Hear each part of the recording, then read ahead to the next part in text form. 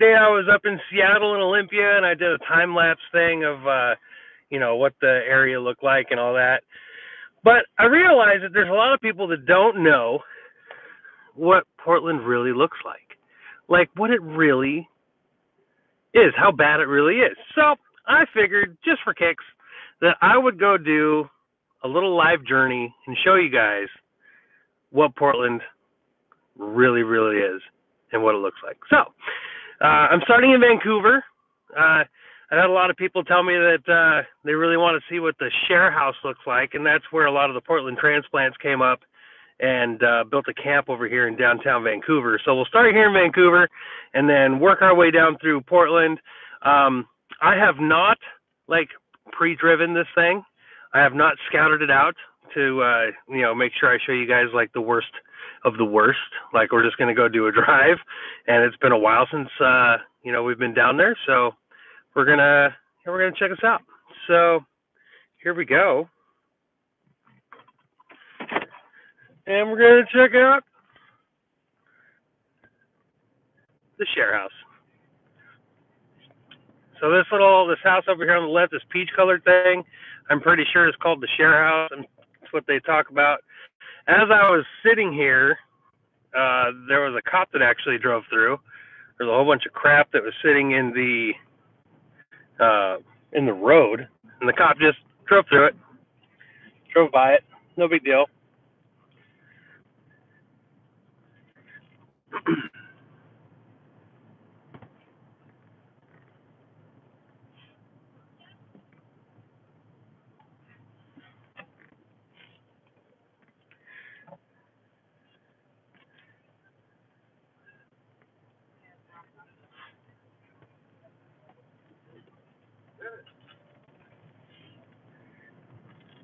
I will say that this is a lot worse than it was before. Unable to place call on your Bluetooth phone. Could you guys hear me a minute ago when I was talking? I guess somehow the camera got hooked up with my Bluetooth on my stereo. So I hope that everything that I was saying prior, you guys heard it. So that's the share house, and don't get me wrong, that's not the only place in Vancouver where there's that happening. It's just one spot. Police presence here now. So as I was setting up, there was a cruiser that came through, and he just rolled by it. He just rolled by, and there was stuff in the middle of the street. I mean, just middle of the street, tarps and garbage, and he didn't slow down. He didn't stop. Nothing. He just cruised by it. That was it. Nothing else.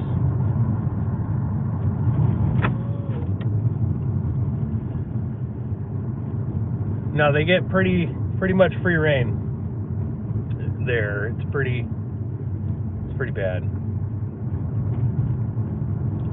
So now it's a little hop, skip, and a jump over into Portland.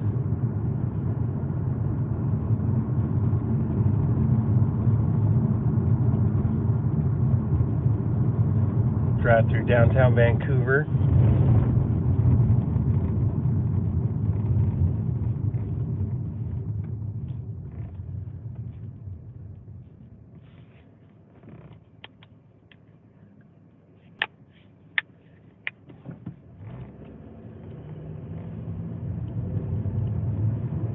You guys might witness some road rage. See me yelling at people for driving like idiots. Just kidding. I'm not like that at all.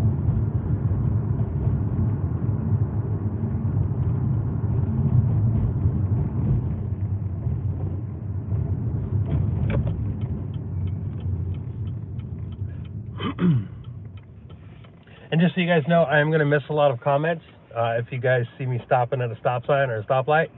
go to town because my wife does not like it when I look at things while I'm driving. So, just so you know.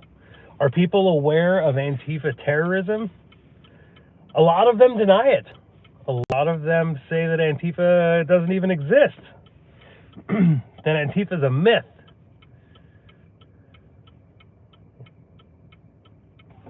And it's amazing how I can actually sit there and I can provide videos and footage and I can give them links and so on that they can, and they still sit there and go, no, that's just a group of people. That's just a group of people. There's no such thing as Antifa. I'm like, okay, fine. Explain their websites and their Twitter accounts and their Facebook pages and groups where they actually say, hey, we are Antifa. Be a member. Come join us. Like, it just seems a little weird for a non-group, a group that doesn't exist, that has more organization, more infrastructure, and so on than the Klan, than the Proud Boys, than Oath Keepers, 3%ers, the Republican Party. You know, like, I don't know how you call that not a group, but, whatever. All these other guys, though, they can call groups. It's no big deal. They can call everybody else groups, even though they don't have the infrastructure that Antifa does. It's logical. It's common sense. All right, jumping on I-5, going into Portland.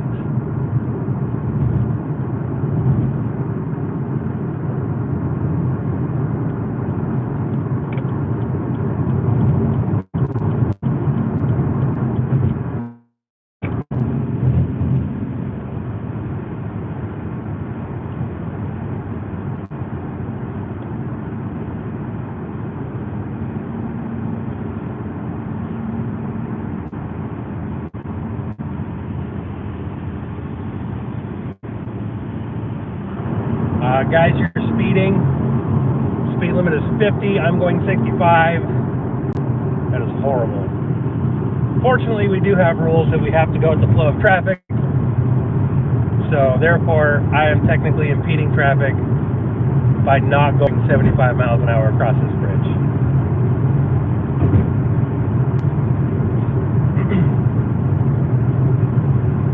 All right, so where should we start? I think I want to show you guys a dog park. Now, a lot of these camps and stuff that have been around for a while, like, they move. Once in a while, the city of Portland will get like a bug in their ear, and they'll, actually go remove a camp because the neighborhood got angry enough, and they actually started complaining and so on. So then they, got to keep the voters happy. So they just clean up a camp, but they give everybody warning so they can just move all their stuff to another park or another neighborhood. So there's that.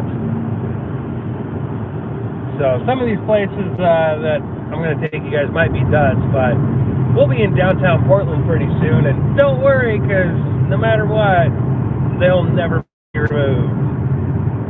They've taken over entire blocks. It's insanity.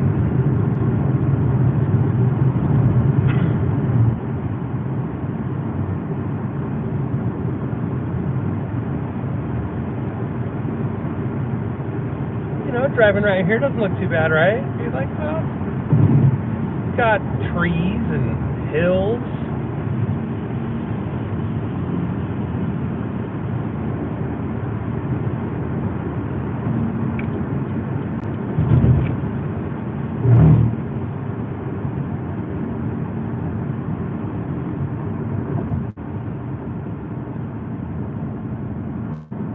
Oh, you guys see that over on the left? Holy crap. Alright, keep your eyes peeled. Look at this. Just look at this. This is insanity. Like, it's amazing, because, like, you'd figure I'd be used to it by now. That I'd be like, oh yeah, look at this, guys. But, like, it baffles me sometimes. It baffles me just how bad it can get.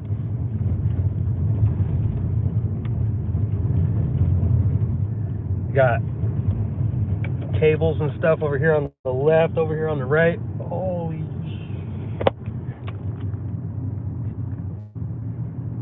you guys see that?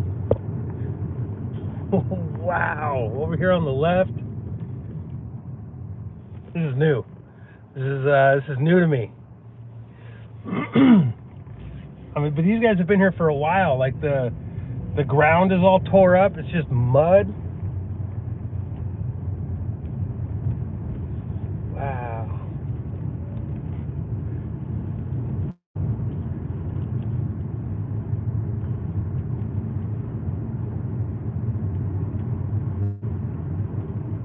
So this area here is Delta Park. It used to be a pretty nice area. It used to be like shopping centers, and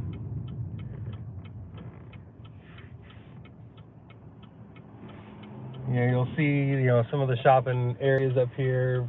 And then it's like this is the cusp of like industrial and like consumer.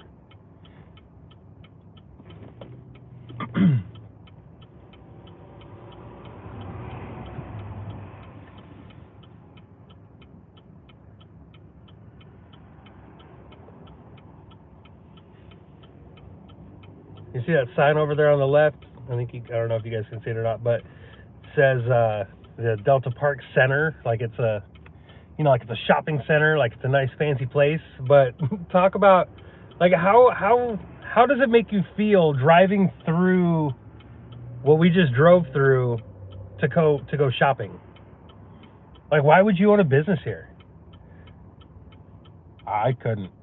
I have a friend of mine who works at the Walmart that's down here, and they have, he's just like, there's no point in trying to stop theft or anything like that. It's just, you'll have people coming in and they'll just load up and take off running.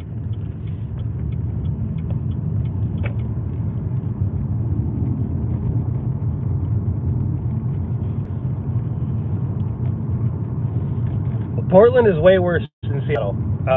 Portland, so when I was up in Seattle the other day, I drove around a little bit, and there were some camps. There's a couple camps that I saw, but I drove a long ways through neighborhoods, through parks, downtown, and I saw, like we're just driving right here. Look, there's a cart right here. There's another cart. There's a cart on the left. Firewood stuff, like it's a dump. This is just one spot, one area. This is a dump, and it sucks because you'll sit here and you'll be driving and you'll make assumptions, right? You'll be like, oh, that person's homeless. Well, they might not be. Don't worry, there'll be a lot of social justice warriors going, well, how do you know they're homeless? They're not homeless. They might not be homeless. You don't know, bro. No, the odds are dude's homeless. Like when I went and did, I gotta go back through there.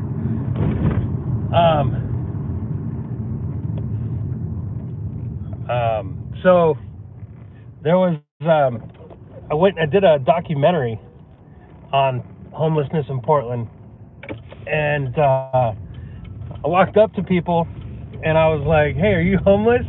And this one dude actually was like, duh. And I was like, I'm sorry, I stopped asking people. All right, so check this out here. This is that dog park I was talking about. This is a dog park, guys. This is a park that was designated for people to come out and run their dogs. You cannot do it anymore. You could not bring anything out here. Any person out here. There's a fire.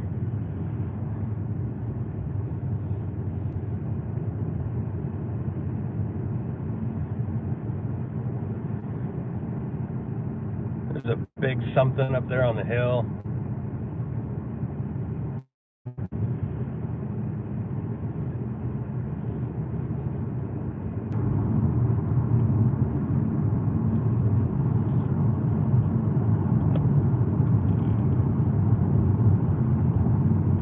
Alright, I'm going to make an illegal U-turn really quick because there's something else I wanted to show you guys. You know, you got City of Portland workers out here just working, right? No big deal. It's just a way of life, right? It's just a part of life working around this.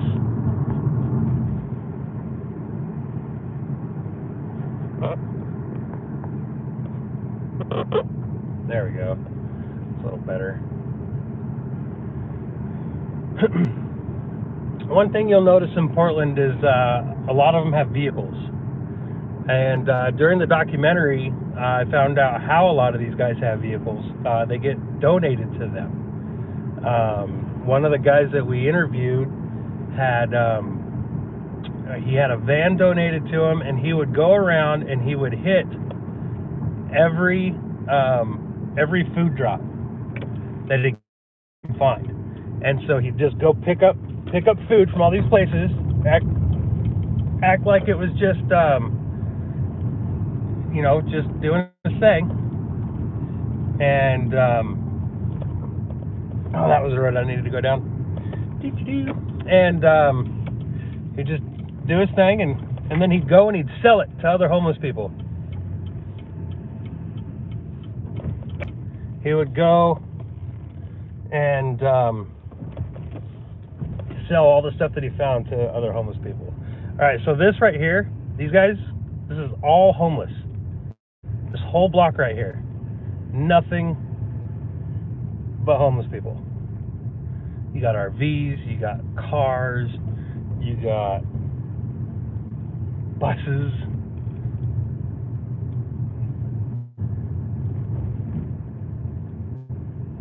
Oh, it's a dead end. Oh, that's fun.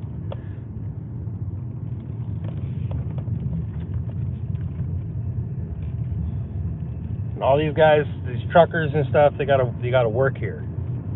You know, they gotta go through this. Tell me there's no crime.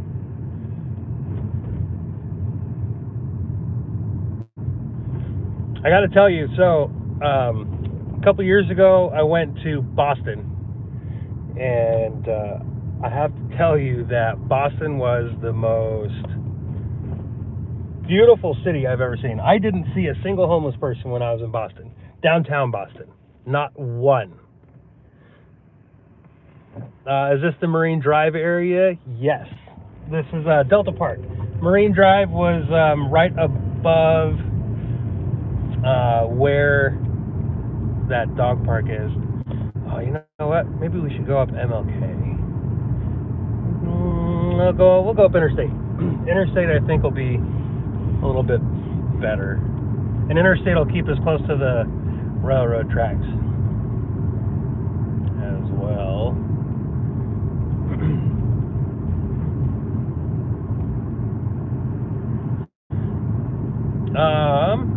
Saw somebody asked, yeah, I'll probably end up going east. I definitely want to show you guys Johnson Creek, the Johnson Creek Trail, which is just, it's a pedestrian trail. It's beautiful. If there was no homeless people there, if there was no camps and tents and bodies lying around and just needles and all the other stuff that you find there, it is a beautiful trail. The city of Portland did a great job building a sweet and awesome camp for the homeless population with it. It was fantastic. Good job, city of Portland.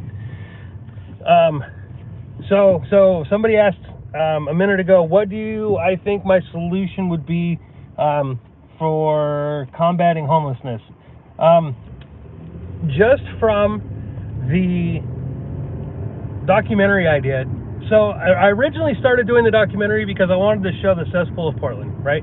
I just wanted to show how gross and disgusting it was. And then as we started talking about talking to the homeless people, it quickly shifted because we found out that every single person we talked to all had the exact same story. And the exact same story was this: I choose to be homeless. I would rather be homeless than not because there's no responsibility. I have complete freedom. People give me everything. I can do whatever I want. And I can do as many drugs as I want. Every person said the exact same thing. Everybody. Now, with one exception, there was one lady who really did not want to be homeless, and she gave an amazing interview.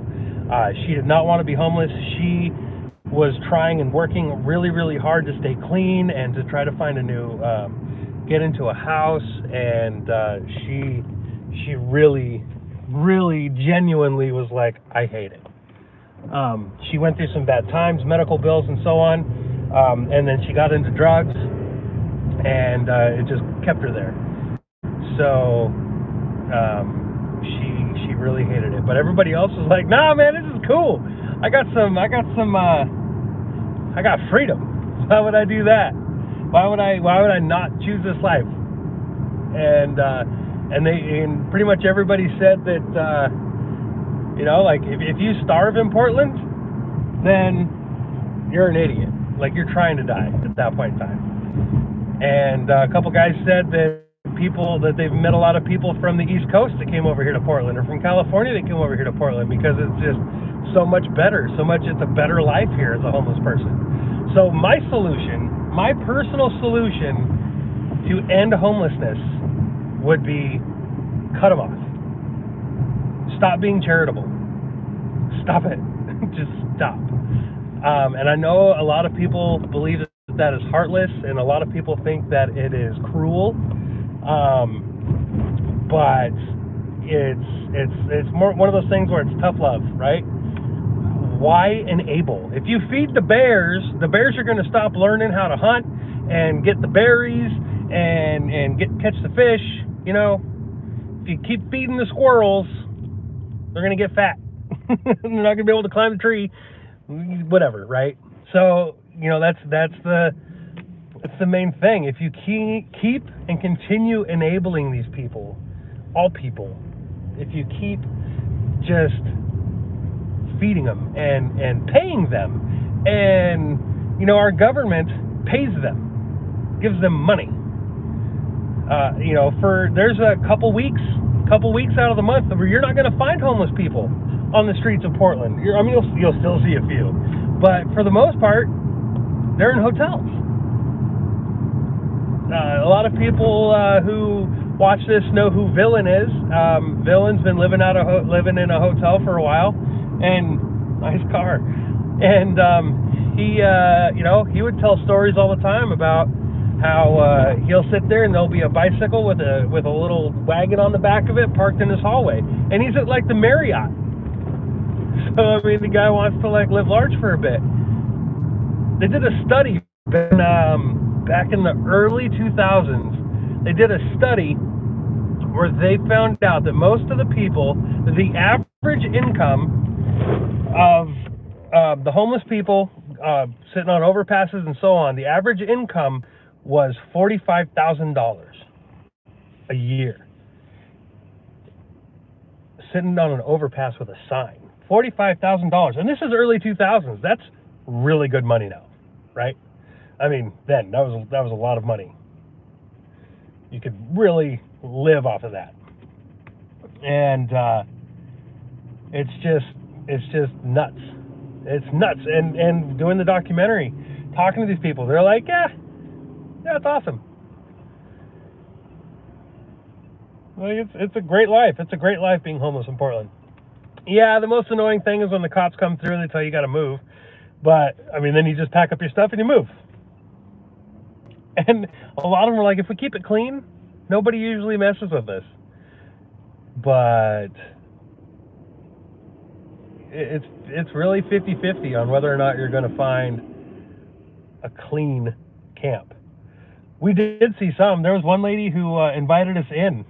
She invited us into her tent so we could see it and film it and everything. And she had some pretty cool stuff. It was built out of pallets and tarps, and It was an actual structure. It was crazy.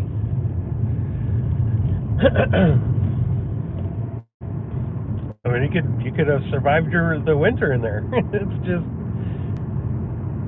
amazing. So yeah, that's how I would solve homelessness. That's how I would actually. But if you think about it that way, it's how you'd solve the Democrat Party, right? You'd cut off all entitlements.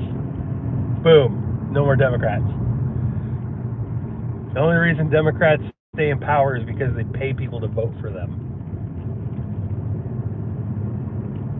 I love it. The best thing I've ever heard was from Democrats is that they sit there and they go, yeah, how come your red states have the highest poverty or highest food stamps? And I'm like, yeah, the only people who vote for Democrats are the same people who have that poverty thing downtown Atlanta, downtown, the inner cities of your biggest city in your state. That's where all the Democrats are. And all the Democrats, guess what? They're getting paid.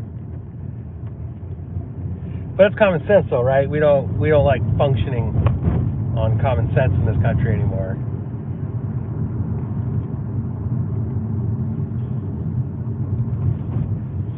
Oh yeah, definitely gonna go down Burnside.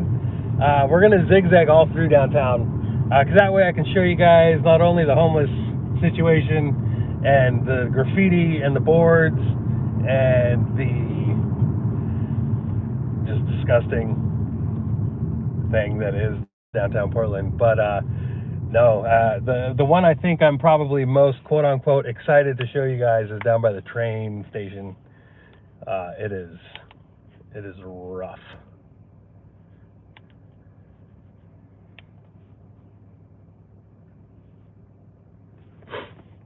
I haven't been to Forest Grove in a long time either. I used to go there a lot. Most homeless people aren't your normal alcoholics or druggies. They are just like you and me and lost their houses for unseen circumstances. Incorrect. Incorrect. I'm sorry, but you are wrong. I interviewed over, I don't remember, there's a lot of people. We interviewed a lot of people all over. In every corner of Portland, we interviewed people.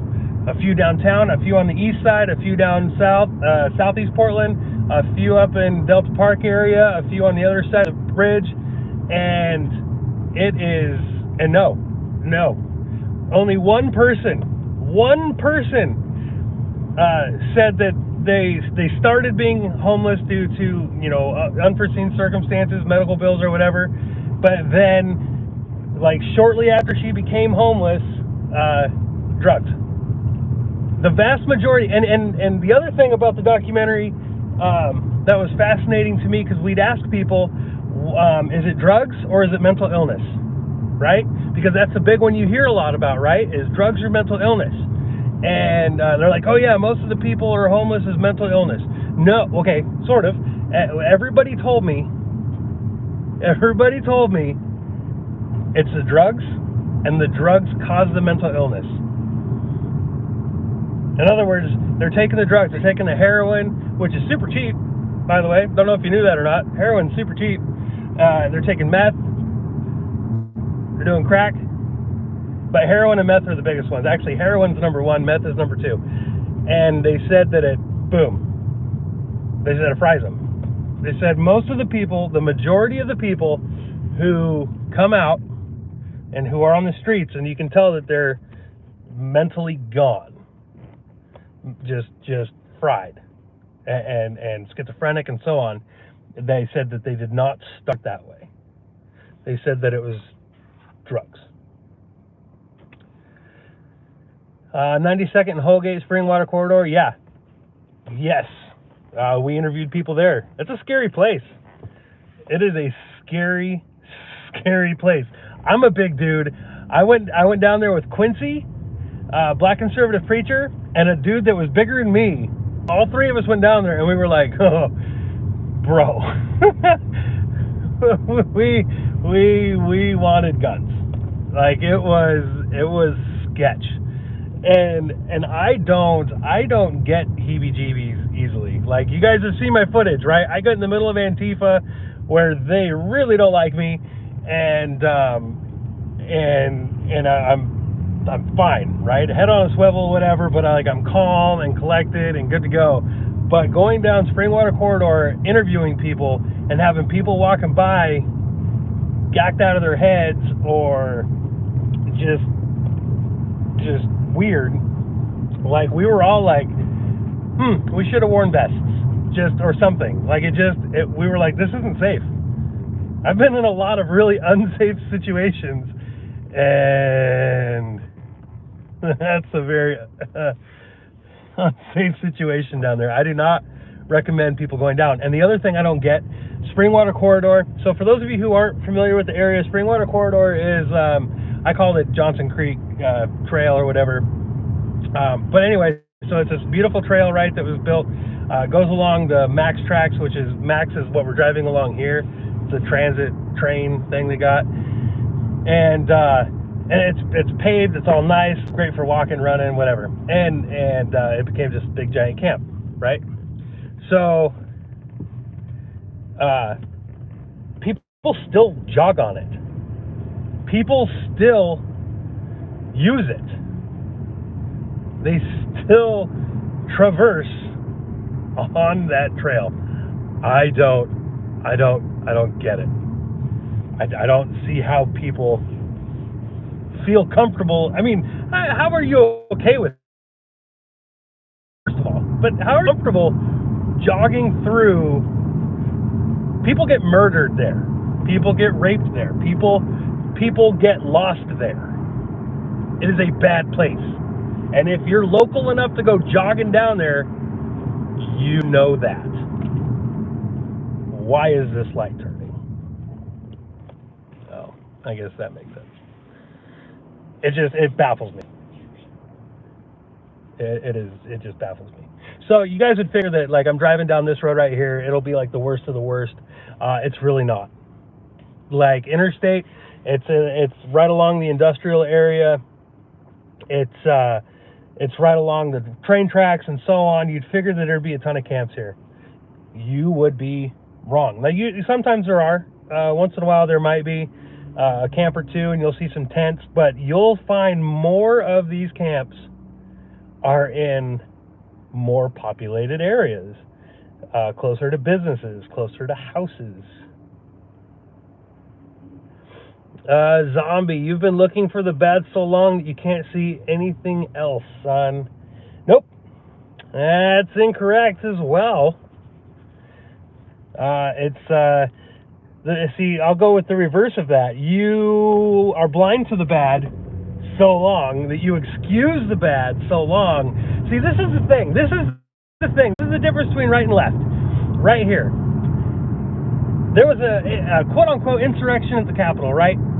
A few hundred people did a stupid thing, and they went and did something stupid, right? So that happened.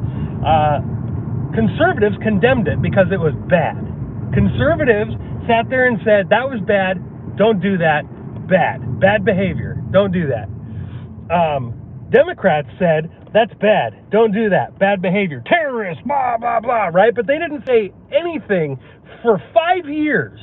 For 5 years, they called rioters and looters and murderers and people going around assaulting people and people destroying cities freedom fighters and even dumber crap than that. Stupid, idiotic excuses for these people going out and hurting people, killing people, and destroying property. That's what the left did. The right sat there and said, bad action is a bad action. Bad is bad, period. There's no excusing it. Bad behavior is bad behavior. People do bad things. That's a fact. But the difference between right and left is that the right will actually condemn the bad things. So, when it comes to homelessness, guess what? It's bad. The crime that comes from the homelessness is bad. The drugs that come from the homelessness is bad. The murders and the rapes that come from the homeless population is bad. So it's not that we go out looking for bad. We see the bad. We try to expose it because people like you, the people like you and other leftists sit there and go, "It's not that bad," because you excuse it. I live in a small town. I live in a small little town, and we have a homeless problem in my town. We have homeless people moving in there from here.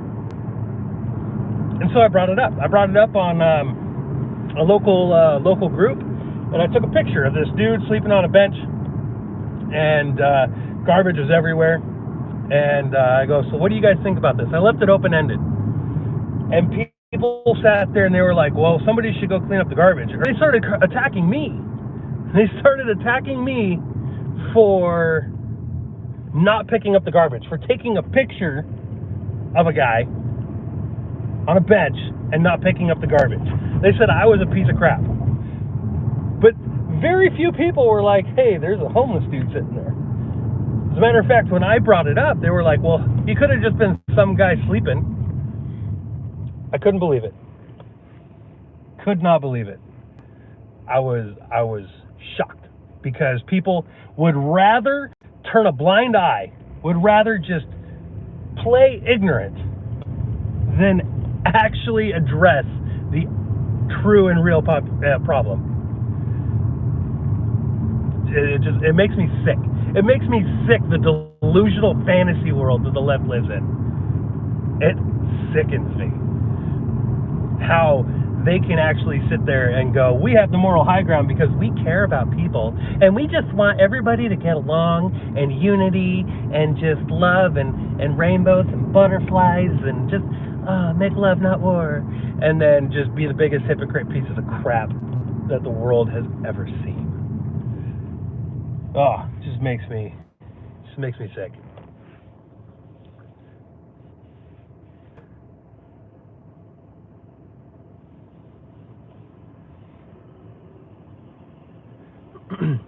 It's very true. Oregon is not Portland, just like Seattle is not Washington. The majority of Seattle is the majority of Washington is very awesome. It's very good. It's a beautiful, beautiful state. Oregon is the exact same way. Oregon is a beautiful state.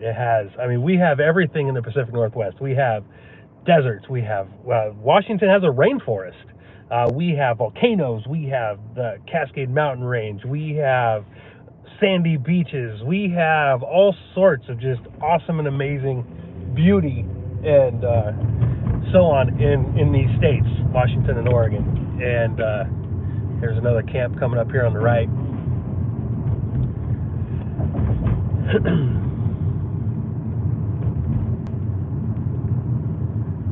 But unfortunately, because of Portland and Salem, the rest of the state has to suffer. And it's sad. Very, very sad. Oh, Eugene's pretty bad too. Look at these nice new tents, guys. You guys see these nice new tents? Nice brand spanking new tents. Aren't they pretty? Oh, geez.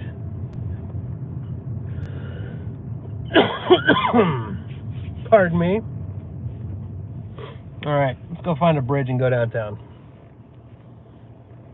This is enough suburbia for one day. Well, we'll hit suburbia again here in a minute.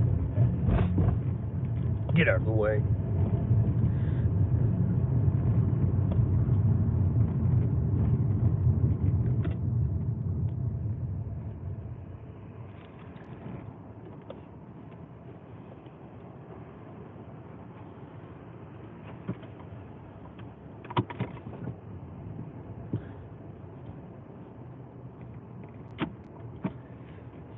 And we wait.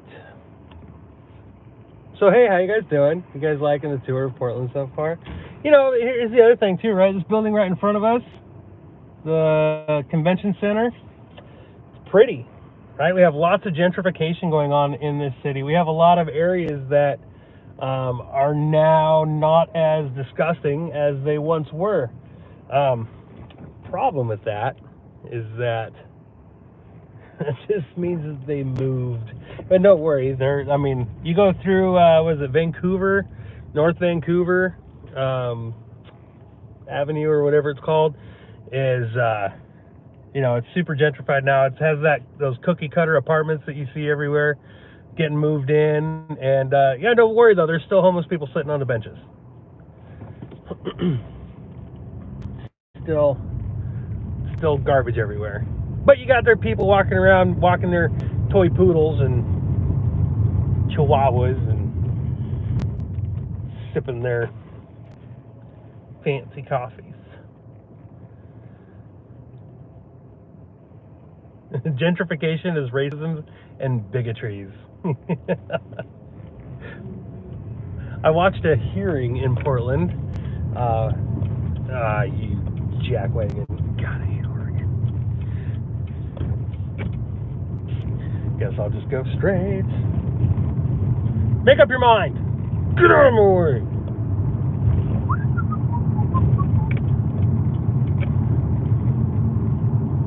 Stupid head.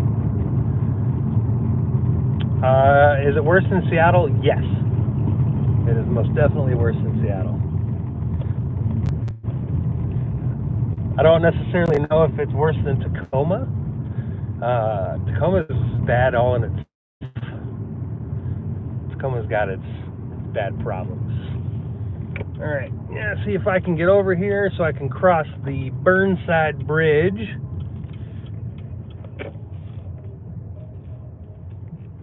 Told you guys I was going to road rage. For those of you not... ooh, look at this building. Isn't that pretty?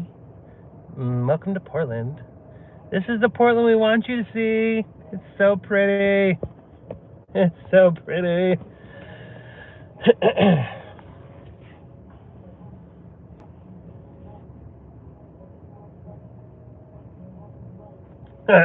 All of Portland is Antifa territory.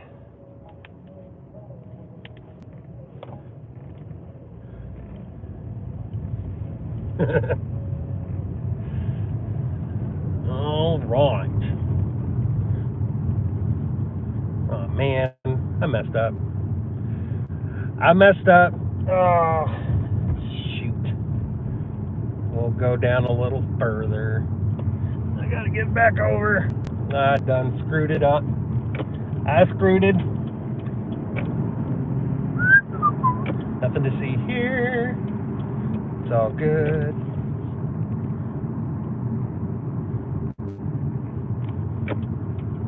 Keep forgetting MLK goes not the best way. I'm just gonna circle back, guys. I'm just gonna go ahead and circle back around. You guys see this? See your stuff over here? Just showing you guys a little bit more Poland. I'm gonna circle back. No big deal. What's a tour if you don't circle back?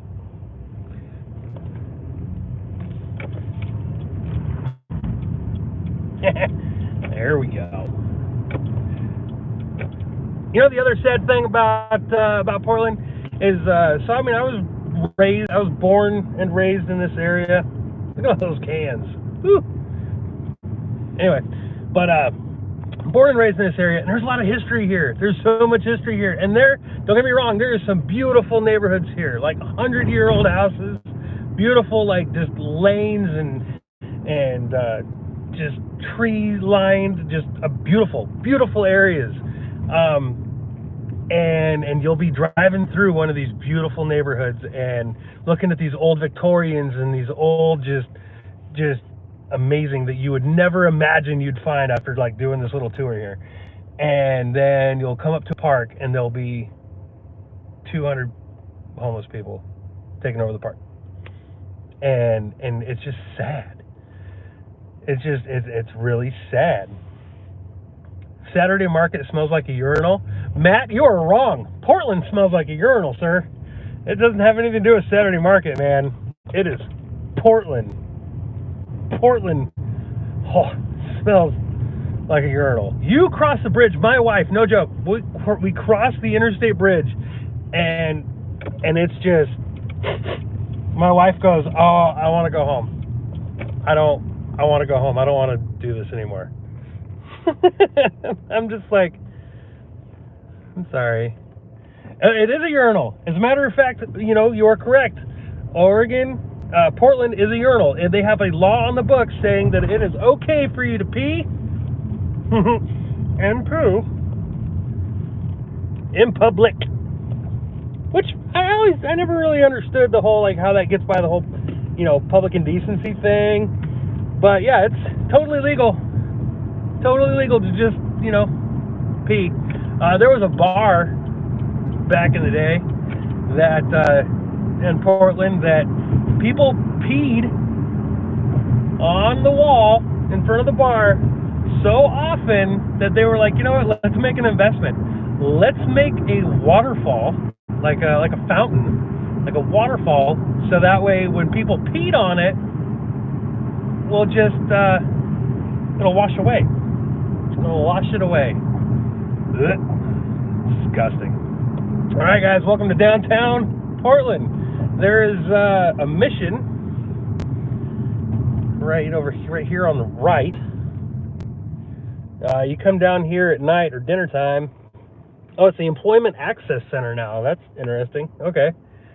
See, told you. Like, I come down here a lot, but I forget things or miss things even.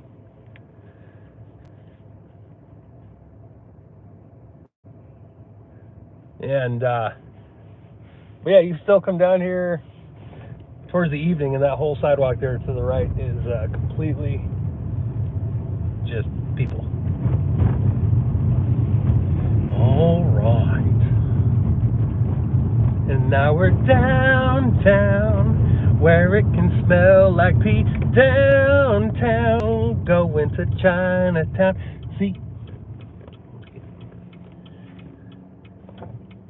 And do I go? Do I not go? What you gonna do, Acura? You gonna go? All right. Thanks for taking your sweet time, jackass. Sorry, road raging again. I apologize.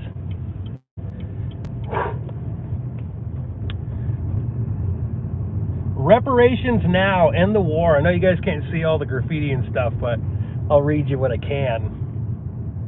Look at all these new tents. Gosh, must be nice.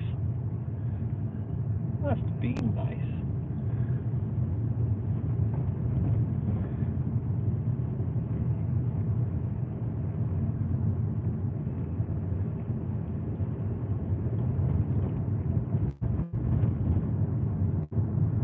Like, I'll tell you guys, it smells so bad that I could roll my window down right now and you guys could smell it through your through whatever device you're currently watching on. Not even, you know, I'm gonna do it. I'm gonna do it. Window down. Windows down right now. Smell your device. I'm betting you can smell it. Oh, I gotta roll it back up. Oh, I gotta roll it back up. It's not good. Oh, it's not good at all. Nauseous.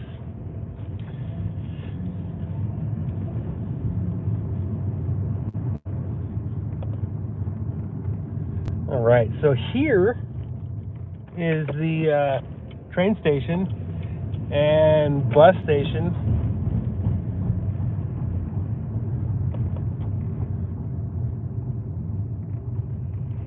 Oops. Right lane bus and max only. Look at me being a rebel. Catch me outside. How about that?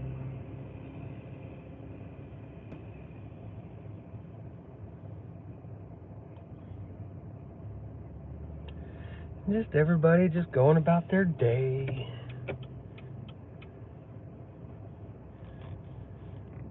Go ahead, ma'am. Go ahead. Go ahead. Go. There you go. Good job. Yeah, light turn green. It's okay. It's okay.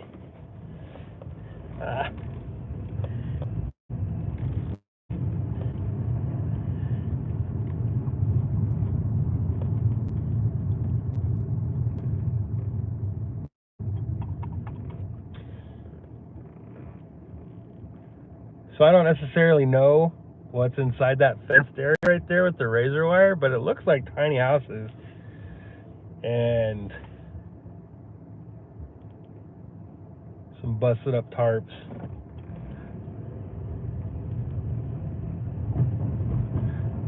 Maybe they build them there. I don't know.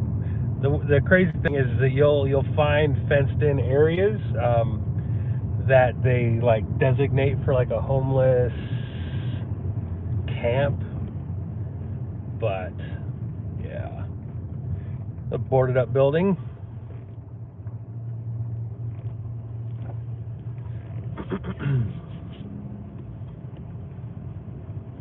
So on the right we have tents. On the left we have a dude playing basketball in a park.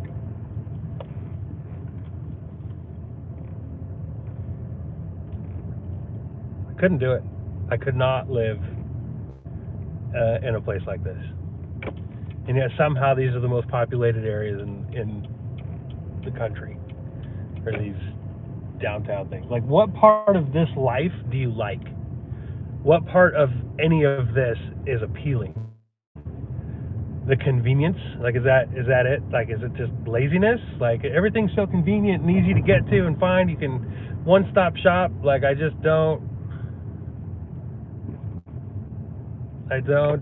don't get it. I've always kind of lived in the country, always lived in the sticks. I really don't like being around a lot of people. Maybe it's just me personally, but I don't know.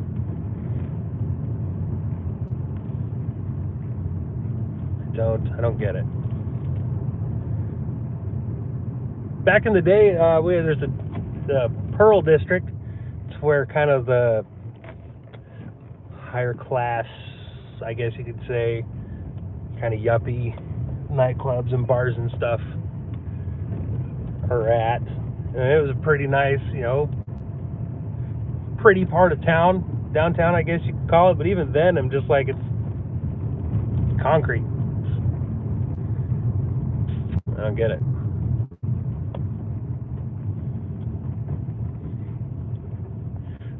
Where did you live in Portland, zombie?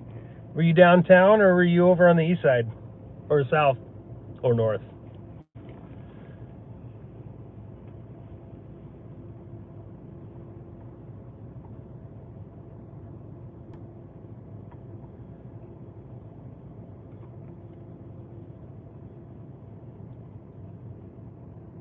Holy crap!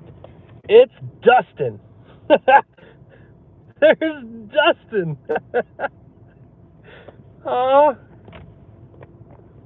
part of me wants to go ask him how he's doing, and how come he's not fighting for racial justice anymore,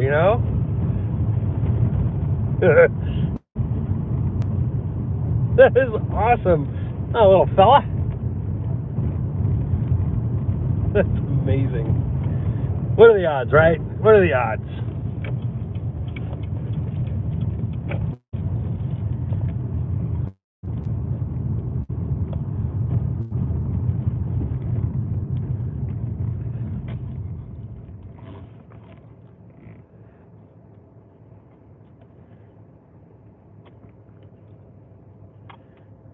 Take his wheels off of his chair.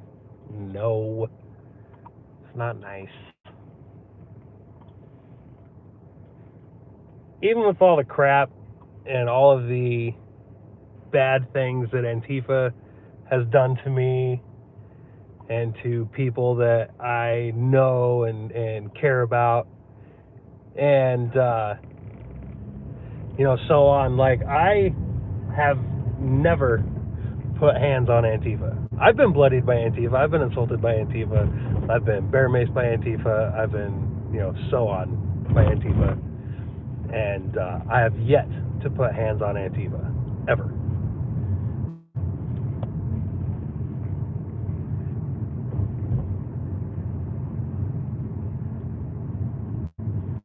And I think, it hasn't been warranted yet.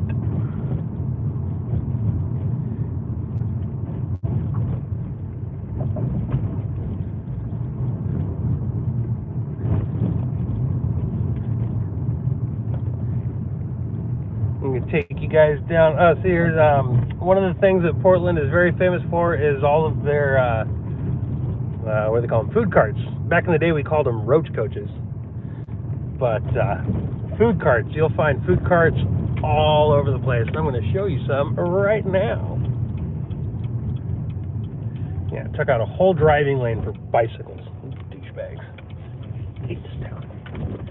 All right, there you go. It's a whole block of nothing but food carts. And I mean, don't get me wrong, they're pretty good food.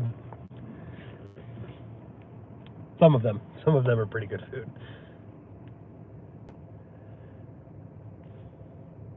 All right, right now we are on, I believe it is 3rd. Pretty sure we're on 3rd.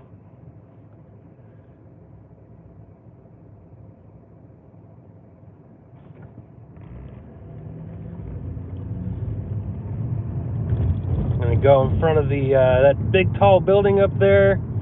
That is the Justice Center. Or the Hatfield Courthouse. I think it might actually be the Hatfield Courthouse. But you guys will be able to see up here on the left, the fence is still up. Still got quite a few boards on buildings in this area, some more tents. You got somebody who doesn't know how to park.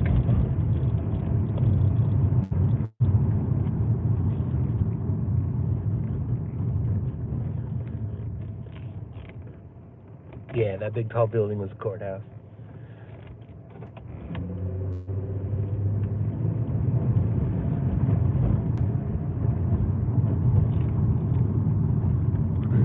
So we'll do a lap around the parks.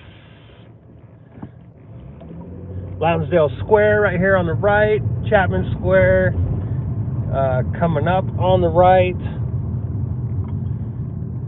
And there's a fire. There is a campfire, you guys can see there on the right, a campfire in Chapman Square right in front of the police station. Explain this to me. Explain how this happens. Explain to me how law enforcement can actually call themselves law enforcement when there is laws being broken right in front. Right in your front door. Like, bro, walk out your front door and go, can't do that. Just can't do that. You know? Just stop it. Put it out. Like, this is the world we live in. This is the world we live in, where we have no such thing as equal justice under the law. And you know the coolest thing about it? You know the coolest thing about it is that's something that left and right can agree on. Left and right can agree that there is no equal justice under the law. That building that we just, when I turned there, you saw that? That's the Portland City Hall, all boarded up and disgusting.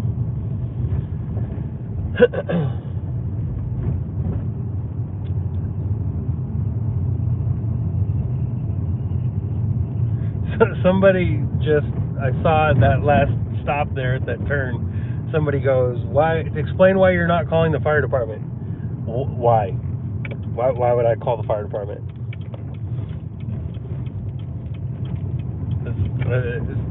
Hey, there's a cop. Do you think he's going to go talk to those guys about the fire? Do you think he's going to do it? No, he's not going to do it.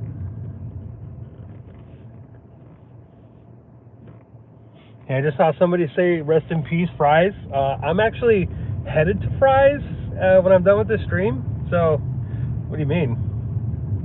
Why would I call? It's a campfire. Why would I call the fire department for a campfire? Like, why do I care? Pointing out. All right. By the way, here's the Elk Statue, guys. You guys see it? That's the Elk Statue. That's what's left of it. There was a tent on there the other night.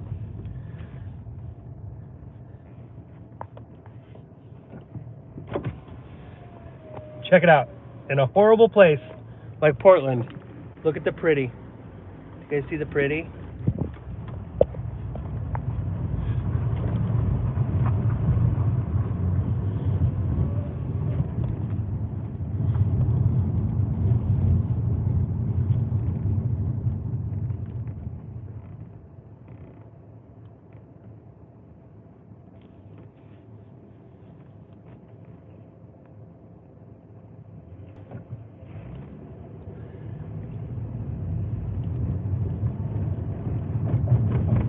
All right, you guys ready to go to the east side? And go across the bridge and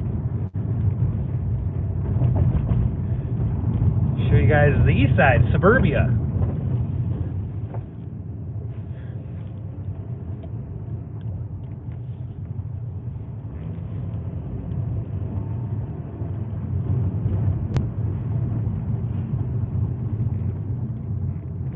Ooh, we could do a loop around Park first. We'll do that. We'll go, we'll take a left up here on Park.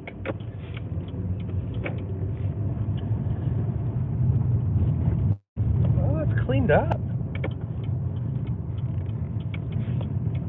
So this is one of the things that's absolutely amazing to me too, is that so you spend a lot of time down here, and this park right here, it's just a long stretch. It goes all the way up to the university, to the college up here, and it'll be just bums everywhere. And then you come up, you know, a week later or so, and it's clean, totally clean. So you're going, hey, this is a nice little spot, right? I mean, it's pretty, especially in the, you know, in the summer, and all the leaves are on the trees. It's just looks really cool. Don't look at the road though, all the potholes and everything that's going to get me a flat tire while we're doing this. It's one thing Portland is also known for. They're amazing roads. But we'll turn here actually.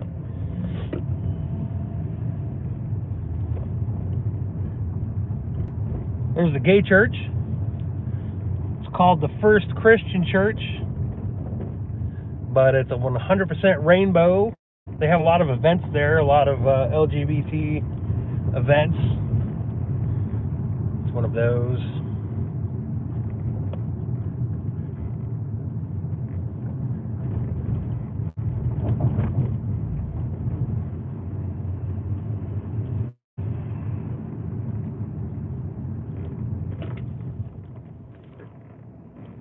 Clown events, yes. A lot of clowns. Lots of multicolored hair. Somebody just asked, do you really think the Proud Boys are helping at all? Well, considering the Proud Boys are all in hiding and they're not doing anything, I don't really think Proud Boys are helping or not helping anything currently.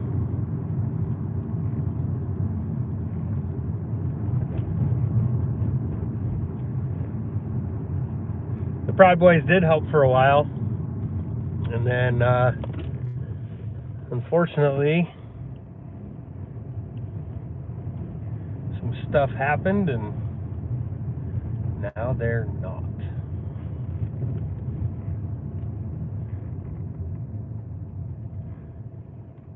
Can I turn left? Okay, good.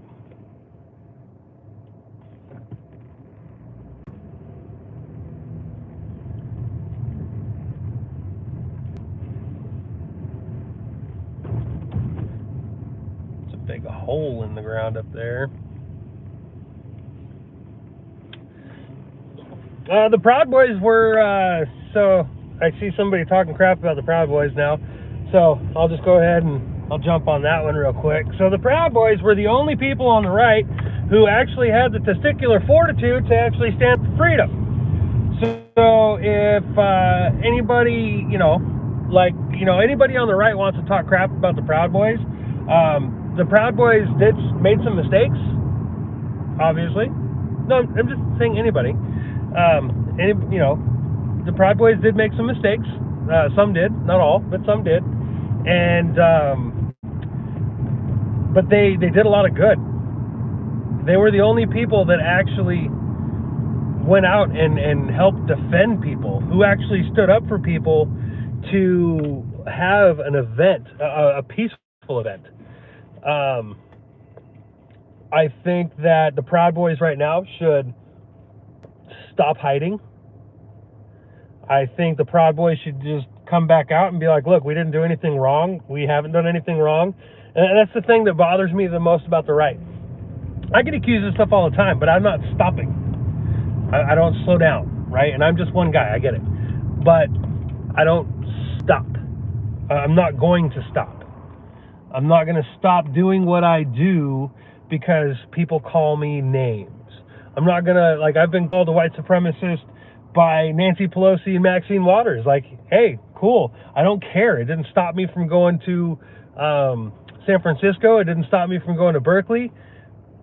It didn't stop me. And so many of the right, I mean, after the 6th, how much crap did we hear about, oh, it's a false flag? Like, I hate that word. I hate the whole phrase of false flag or a psyops. Like, it bothers me on a whole new level because it's just fear-mongering. It's stupid fear-mongering. People have no, like, I know people have convictions, but they don't have enough convictions to actually stand up and do anything about it, you know? Like, if, I don't get it. If people call you a name, if people call you a white supremacist, or if people call you a terrorist, or if people call you something, and you're not, well then why are you hiding? If people are calling you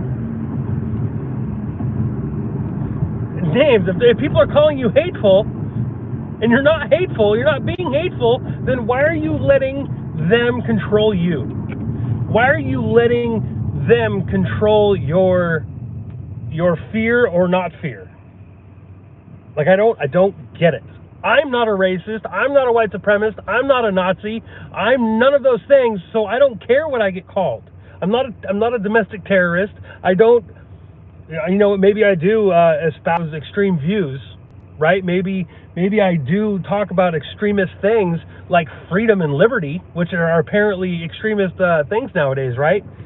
So, is that where we're at in a country? As a country, like, they call me an extremist because I talk about freedom. I've never said a racist thing in my life. I've never done a racist thing in my life. I've defended people who have had racist actions upon them. Right? Like, I know I'm not a racist. I know I'm not a Nazi. I know I'm not a fascist. I preach against all those things constantly. So I know where I am. I know who I am. So I don't let anybody else's opinion bother me. I don't let anybody else's opinion affect me. So why should you? Why do you? Why does anybody?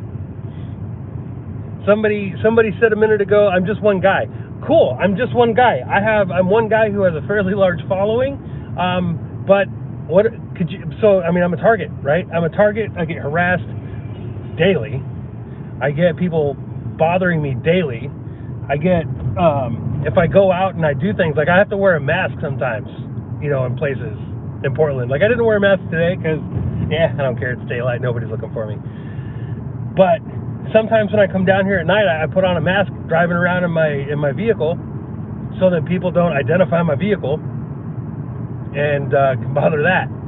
So, but I'm one guy. So you're just one guy. Everybody's just one guy. So if a whole bunch of just one guys gather up and they start doing stuff, then all of a sudden you're not just one guy anymore. You actually get to make a change and make a difference. If a whole bunch of just one guys show up at the state capitol and go, hey, we want to keep our gun rights, that's a whole bunch of just one guys.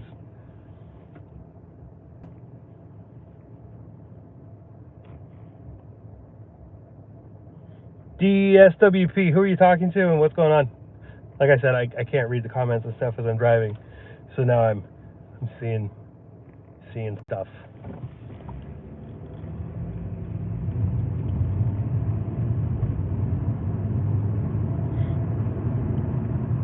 Before I started going there, somebody said, when we gather, they call us terrorists, and arrest us.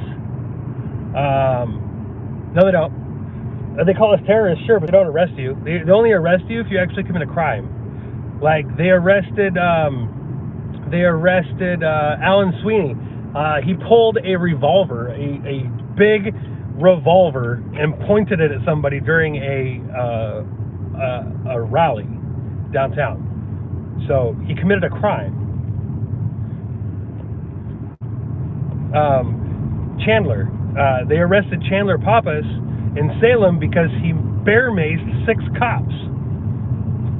He committed a crime. That's why they arrested him. Like, they don't just go around and gather up everybody and arrest you just because you have a rally. That's stupid.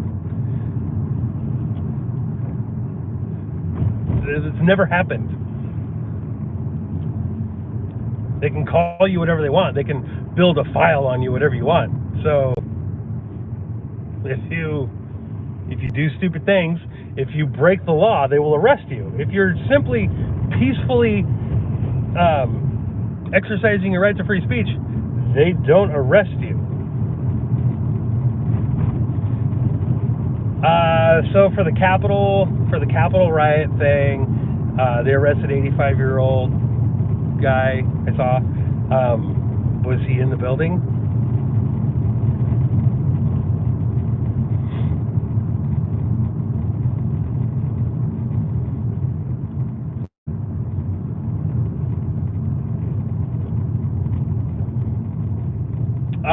Okay, so are Proud Boys helping the Patriot movement? Okay, I'm going to I'm going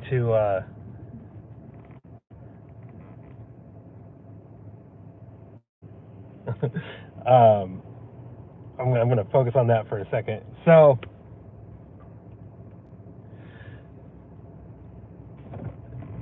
the Proud Boys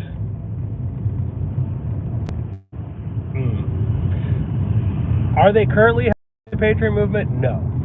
They're not currently helping the Patriot movement because they're not doing anything. Have they hurt the Patriot movement? Yes. Sort of. It's a hard question. It's a very hard question to answer because the Proud Boys have helped. They have helped the Patriot movement a lot. They've done things when nobody else would. But they have also hurt it in a sense that they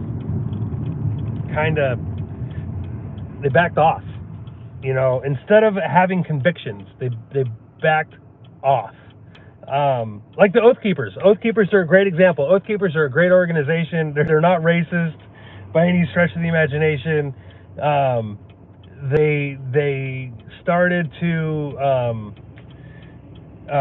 they were going to events and going to rallies and stuff, and then all of a sudden they got called white supremacists and they disappeared. They disappeared. Same thing with the 3%ers. 3%ers got a little bit of bad press and they disappeared. Proud Boys, like a whole grand total of 6 Proud Boys have gotten arrested or something. Like last I saw, it might be more now, but it was like 6 Proud Boys got arrested for the DC riots out of hundreds. And yet they're sitting there calling it Proud Boys, Proud Boys, Proud Boys. But it again, it was 6. Like there was people, members of other groups that had more people arrested, but they're like Proud Boys, Proud Boys, Proud Boys, and Oath Keepers are the #1 targets, right? But even though they're a minority of the hundreds of people that got arrested, it's still like single digits last I saw. So, but they're hiding. Everybody's hiding because their name got plastered on the media. So, you know, like it's a hard question to answer. I think they're hurting the movement right now because they're all hiding. If you have nothing to hide, if you didn't do anything wrong, stop hiding. Be proud, right? Like, look what the left does, right? Like, all of a sudden, like, gay marriage gets legalized, and boom, there's like, you know, gay everything everywhere. It's, you know, as soon as being gay became socially acceptable or whatever, even before then, it's just gay. Everywhere you go, it's just gay. Yay, gay. Who cares, right? As conservatives, we don't care. But all of a sudden it wasn't quote unquote wrong, right? But that's just like perception, right? That's the government or that's society's perception. But if you're on the right and you get accused of something that's false, that's a lie, that's wrong, well, why are you hiding? Just because society doesn't like you, you're hiding? They're accusing you of falsehoods. It's just stop hiding. If you didn't do anything wrong, if you've got, just be out there.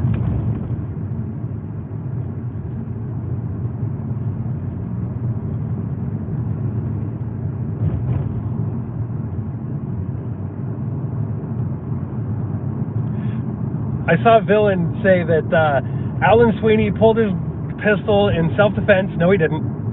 We were all there. We all filmed it. He didn't pull it in self-defense. There were other people that were armed there. Nobody else pulled their gun. It's like, what self-defense? There was bricks and everything being thrown. There was all sorts of stuff going on. How is it self-defense? I don't get it. I don't understand that at all. And as for Chandler, he was being attacked by police for quote unquote lawfully entering the Capitol building. Well, if you have a line of cops, right, and they're telling you that you cannot enter, then you can peacefully walk through as an act of civil disobedience, like Tom did up in Olympia, where he peacefully put his hands up and walked through the gate, where he had the legal right to do so. Or you can sit there and pepper spray and assault officers trying to block your entrance. Now, like, come on. Like, where's common sense there? You putting your hands up and walking through the police line versus I'm going to rip a door open and bear mace a line of police. Like, obviously one's going to get arrested versus, and they're both going to get arrested, but one's going to have charges that are going to be a lot bigger and so on. Well, considering that the police officers at the time were not attacking anybody, it's kind of a non-pointer.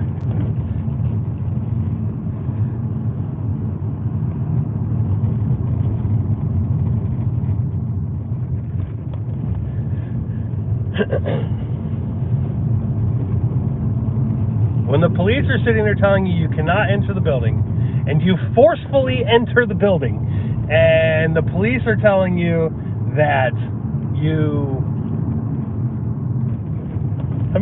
that's it. You cannot enter the building, and you peacefully enter the building. You forcefully enter the building. That's a crime.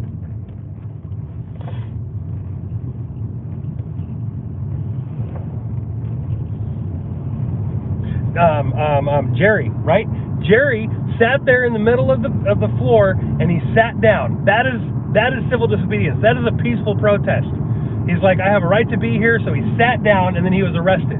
That is a peaceful protest. Assaulting other people is not. That's a crime. Assault is a crime. We can't sit there and go, Antifa assaulted me. Antifa is like, I'm defending the country from fascists. The officers were pushing people out of the building. That's what they were doing. Pushing people out of the building. They gave many warnings before they did that. An hour, right? An hour's worth of warnings before they pushed anybody, before they maced anybody.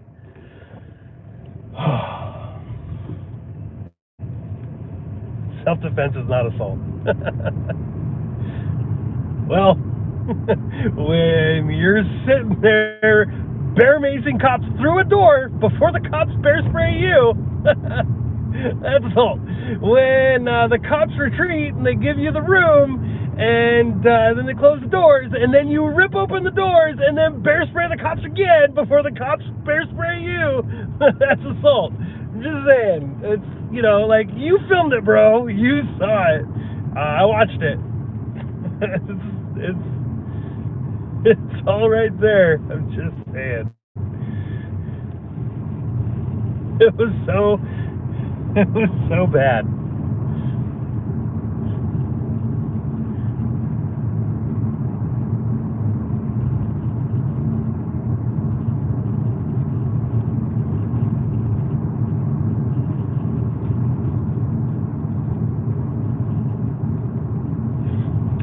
before, okay, so we're talking about the Salem, Oregon State Capitol, when that was the first, going in. So on the 6th at the Washington, D.C.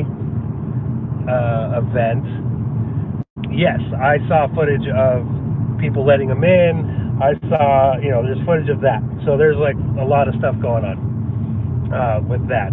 I will say, though, that there's a lot of people that kind of put out the narrative of Washington State's incident that happened on the 6th. And there's people that say that people were let in the governor's mansion's compound on January 6th, and that was also not the case. The gate was unlocked, but this little 5'6", 125-pound Washington State trooper fought like hell to keep that gate closed and stop people from coming in. So, like, it wasn't just that people were allowed in there at all. It was just 100-pound guy that, he had the body mass of like a 13-year-old girl that was trying to stop 50 people from pushing in the gate. So it looked easy, but it was not. And eventually the dude just gave up.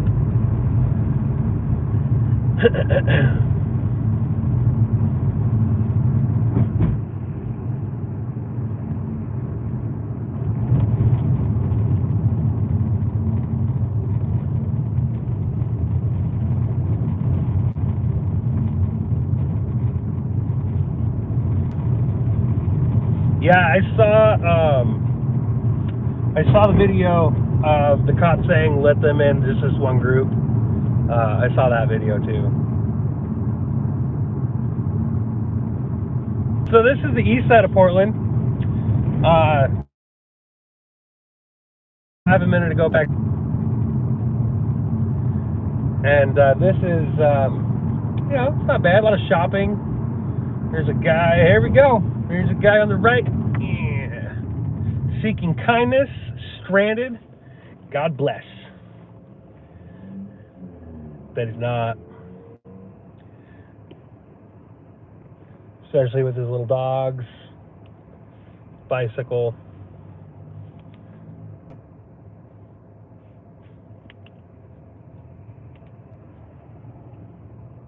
Yeah, east side's not bad. There's a couple streets. I'm gonna go down to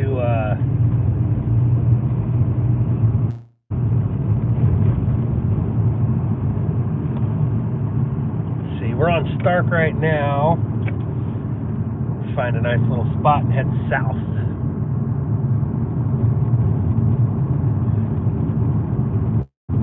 No, downtown is very, very concentrated. Right? Like it's just gross. Everywhere you go. If we were to do this at night, just drive around downtown at night, it's a whole other city. You go down there at like midnight, it's insane. It's a difference.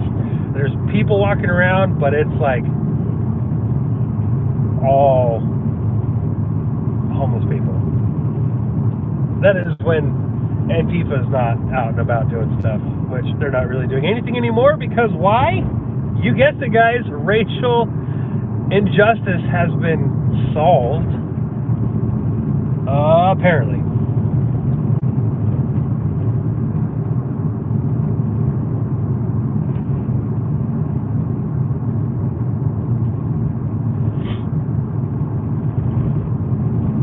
I just glanced and I saw somebody say, as a disabled veteran, it pisses me off what some of these guys put on their signs. So thanks to our President Donald J. Trump, I don't know if all of you guys know this or not, but to find a homeless veteran now is all the proof you need that homelessness is a choice. because Donald Trump put a plan in place, a policy in place that literally makes it, if you are a veteran, you have no excuse to be homeless. You will have a house provided for you. And so when I meet a homeless veteran, I go, "So you're a vet?" And he goes, "Yeah." And I go, "Why are you homeless?" And he's like, and he gives me the sob story, right? He gives me the sob story about like blah, blah, blah, blah, blah. And I go, "Did you know that there's a program in place to get you into a house right now?" And at first he's like, "No, really? What? Wow, no way." And I'm like, "Yeah. Do you want me to take you to the VA?" And he'd be like, "No, I'm good." Like, why? Why not? And after some pressing, it's amazing what they tell you. "Nah, I would just rather be here. I would just rather be homeless." I'm like, "Oh, gotcha. Okay. So your sign is just what? You're grifting? You're just conning people into giving you money?" Yeah.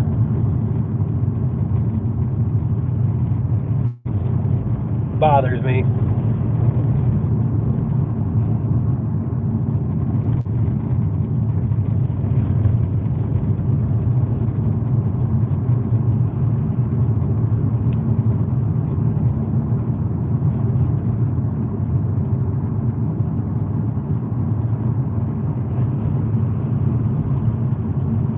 Oh man, going down here and like doing the riots and so on, covering the riots and everything, like it bothers me.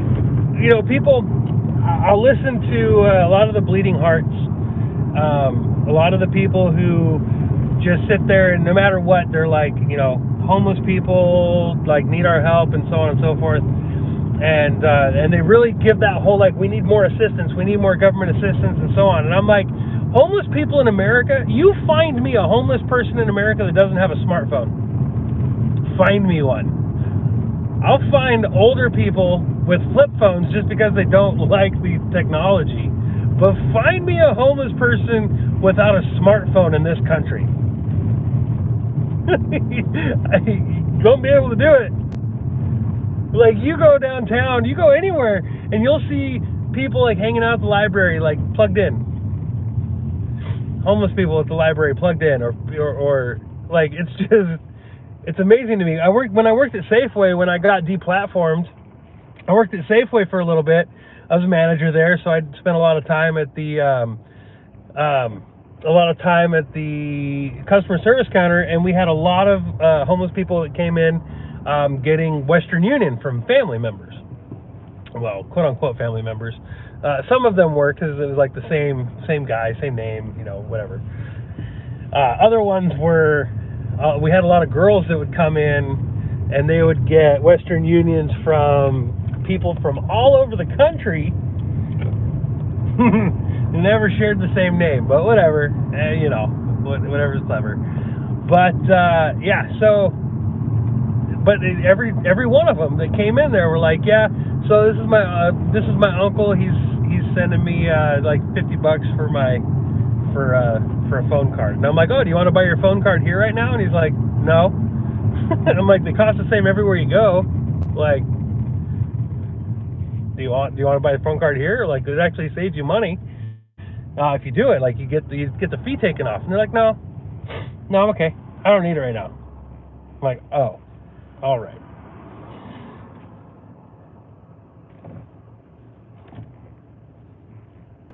It's all right. I'll wait. Okay.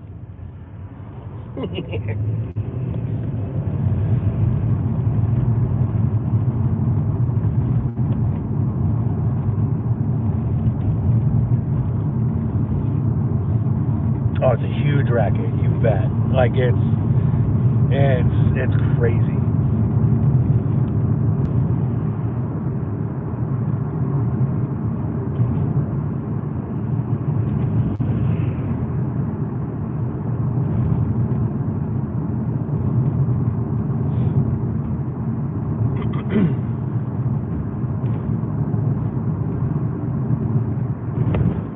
neighborhoods here, right, guys? Right?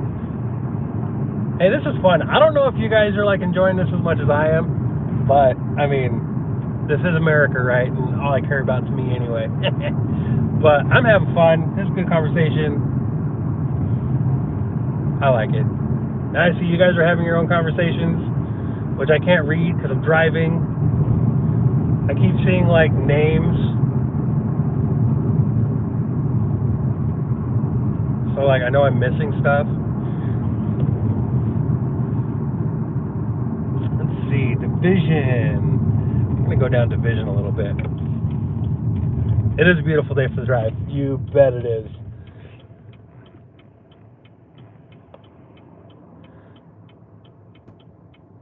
Okay, Snooks, I read you. What's going on? I've seen your name mentioned a lot. Might even pull over just so I can catch up with what you guys are talking about.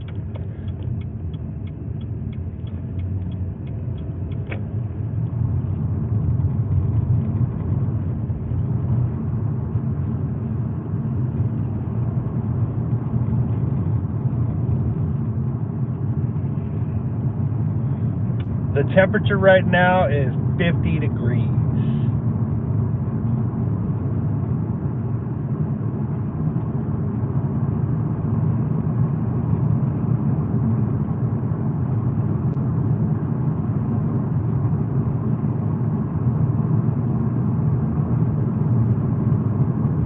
Oh, I know what I should do.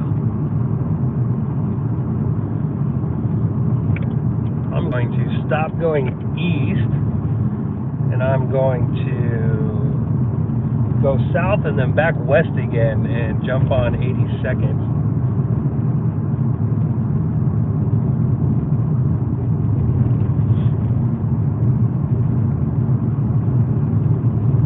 Do a little zigzag. But yeah, I mean, it looks like it's cleaned up quite a bit, surprisingly. Like usually, like you'll have these little alcoves here, like right underneath that plaid pantry sign, for instance. You'd find a couple tents, but it's not that bad. Cleaned up parts of the town.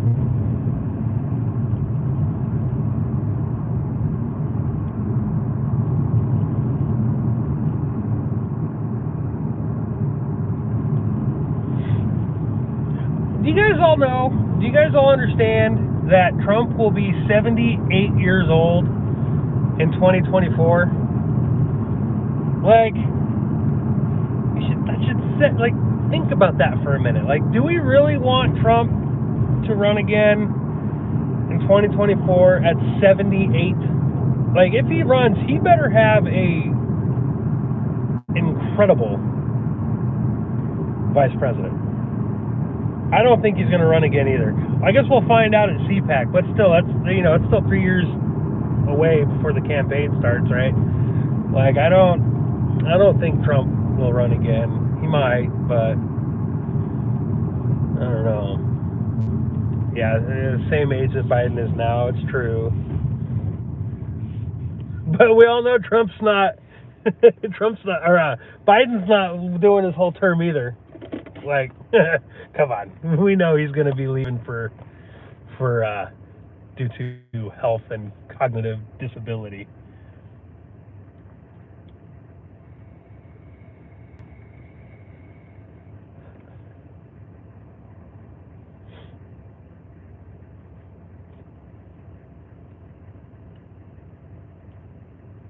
Nora, I am hitting Powell right now, and I am going back west.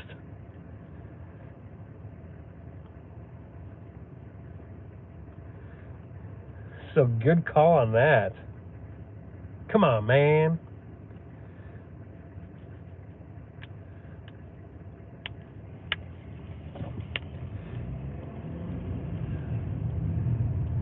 Powell usually has a couple camps out and about. We'll see what it looks like. Yeah, the east side of Portland it's weird. The east side of Portland used to be like just the typical suburbs. and it's kind of just spreading. It's like a virus. It just is spreading out. Like Gresham used to be just your typical.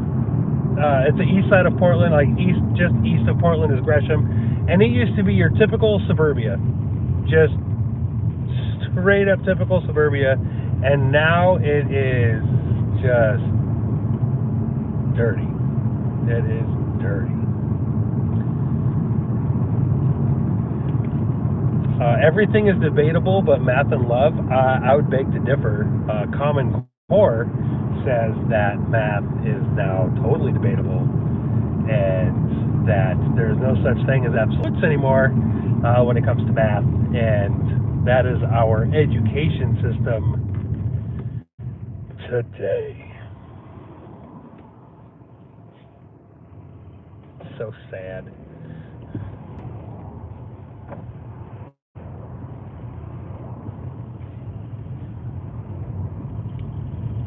Did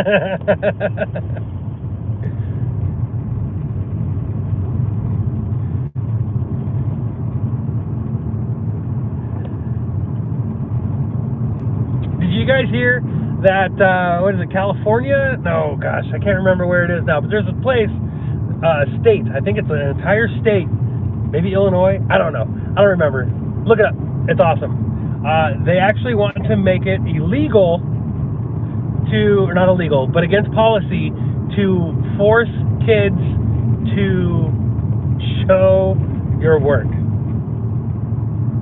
It is racist, it is white supremacist, it is racist to make kids show their work when it comes to math. I'm like, calculator? Like, find me a kid that doesn't have a smartphone either. Like, come on. Like, what do you mean you don't have to show your work? Oh, it's ridiculous.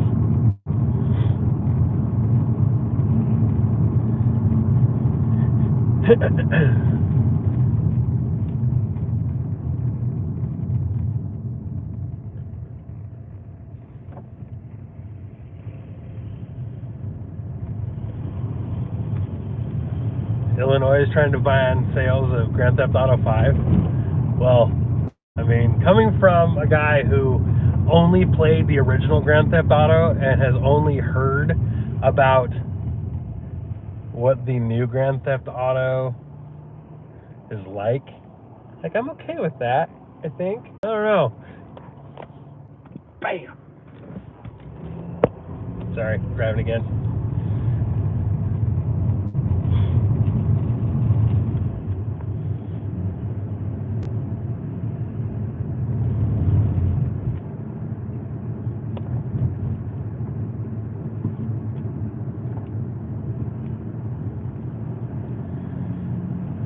I don't think that video games cause,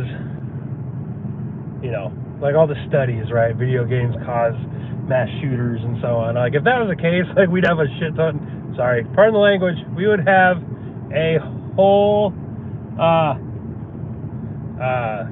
just generations of mass casualty incidences. Like, it's ridiculous. No, I do not support banning violent games. I believe in just freedom to do all that stuff. But but even though you might not support something, like, you still, I believe that you should still be able to have like an understanding. Like every single liberal and leftist position that they have, like, as a conservative, as a freedom-loving conservative, you're like, I'm against every single one of those. I'm not going to vote for it. Your policies are unconstitutional, your policies are stupid, and so on. However, they can, the way the left wins is that the left is emotional, right? The only way that you can debate a leftist is with emotions. That's the only way that they'll care about anything. That's the only way that you can get them is emotions, right? So if you look at the actual Democrat platform, they have no policy that is not based off of an emotional stance. So some of their policies, you can actually sit there and go, no, I mean, I get it. I get that you would be against this, or I get that you would be for this. Like, I understand. Like, I can totally understand how people can be against a super violent, pornographic video game, right? Like, I get it. I get why you'd be against it, but I would never support a policy or law or whatever that would prohibit it. You know? It's hard to explain. It's kind of like along those lines of, I don't have to agree with you, but I will fight to the death for you to be able to say whatever stupid crap you want to say, right? It goes along those lines.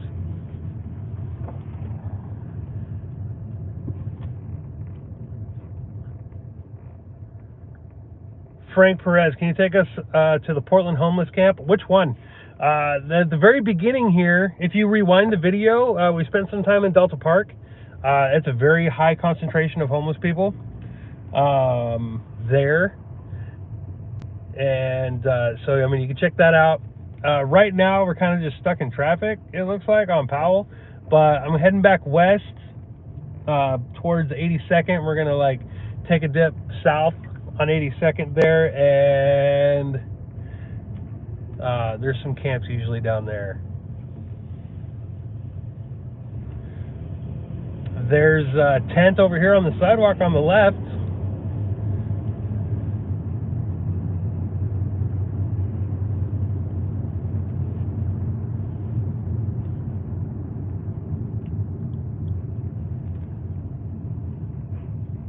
And it's funny, like, the further west we go, the more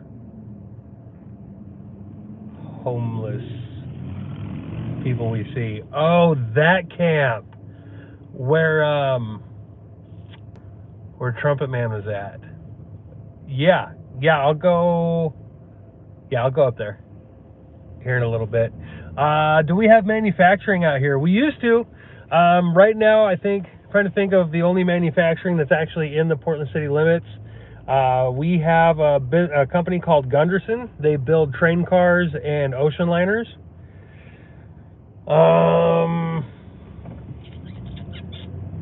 Let's see, out in Washington County, which is west of Multnomah County, where Portland is, and Hillsboro, and Beaverton.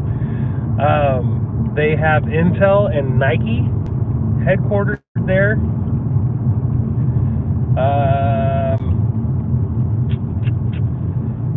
But really, when it comes to manufacturing jobs, yeah, they do a lot to kill industry here in Portland. They actually tried to kick Nike and Intel out. Nike and Intel have pretty sweet tax deals, tax cuts to keep them here, and you're talking thousands of jobs, and they tried cutting those deals, and Nike was like, you do that, we're outie. Like, peace. And so they actually ended up not doing it. But yeah. What's up, Tiny? Tiny Toasty?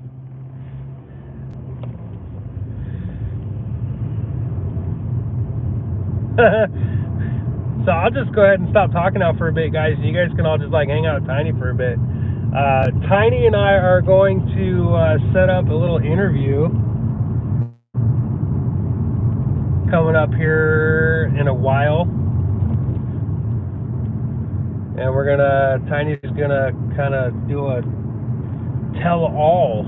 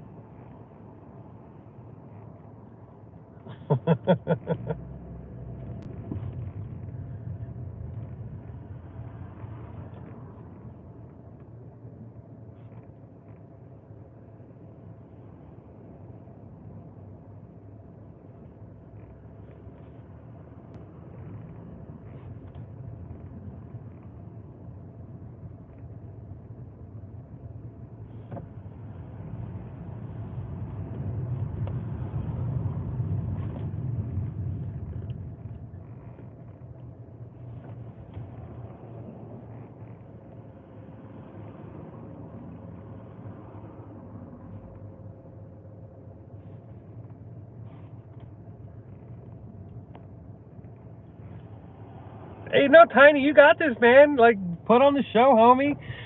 No, I'm just kidding. No, I was just reading. It's kind of, taking a break. It was my lunch break. So, hey, look, you got a skate park over here. It's a nice little park.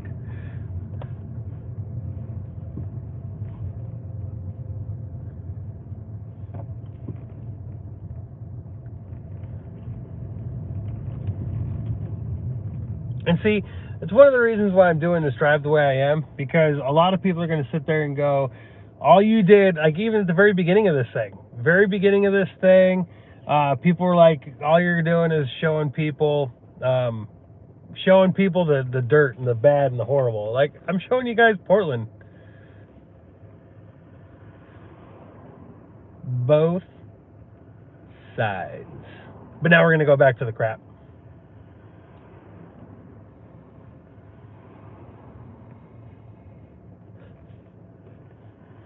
Is Fire on the Mountain still open? I don't know. I try not to come to Portland unless I'm working. There is very little interest for me to ever come to this town unless I'm working. I'll go to Jansen Beach once in a while if I'm going to buy something expensive, because then I don't have to pay sales tax. But yeah, I hate Portland. I drive through it. Portland is a flyover city for me. Do not like it. And I will give you an example of how much I don't like Portland. I've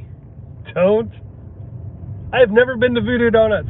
I've walked by it a whole bunch of times. I've parked next to it a few times, but I've never walked in. I have never had a Voodoo Donut, and I'm okay with it. Have I ever hit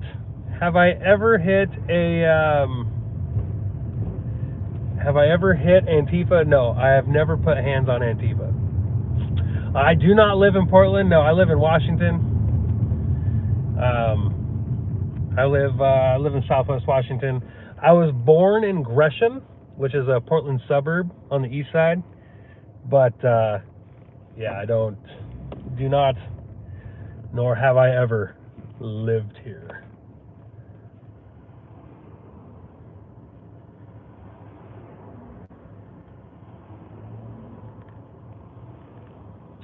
I just saw Villain say that he's a very homely man. I will say that if I was to describe Villain in a way that will probably get him doxxed, because it'll be an easy way to identify him.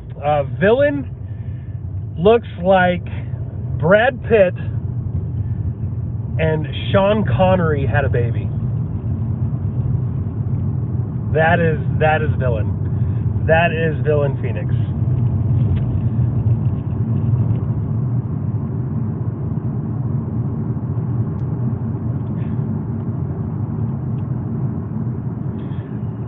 Chris, do we have lumberjack jobs? You bet. Most all of the lumber mills are shut down. Most all the lumber mills are shut down. However, if you go towards the coast, there's still massive logging operations. Lot of logging operations going on over here. All right. Give you you guys a little. So we actually stopped here and did an interview once with a guy, and it was hilarious because the dude who we talked to was like, I'm not even homeless, I just hang out with them and sell them drugs. And I'm like, okay, all right, that's not good, don't do that. And my buddy Matt was with us, and he was doing the interviews with us, and he was in the passenger seat. And this is like at the very, like right before COVID. And he's like, the dude's like up in his face. Just leaning on the car, like facing the window. And my buddy Matt is just covering his mouth with his hand, trying to be all like not rude and just casual. But, oh, it was hilarious. Baby, come back. Hey, are we alive again?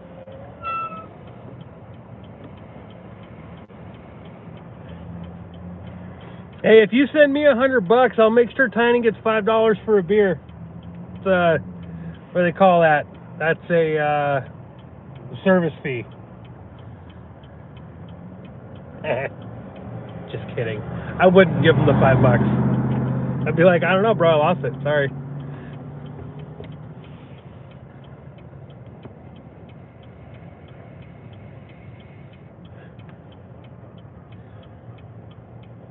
All right, guys, we are now on Powell and 82nd. And 82nd, also known as Auto Row. If you want to buy a used car from a wholesale lot, come here. Come to 82nd. I'll be honest, I have bought multiple vehicles from here. You can buy a fairly decent rig that'll last you a couple months for only a few $1,000s with massive interest. Speaking from experience. Hey, we got a Blackbeard Diner. Man, it's just so weird. So weird how, like, you go through an area that's just garbage and disgusting, and all of a sudden you're like, oh, look at that, 21st century. That's cool.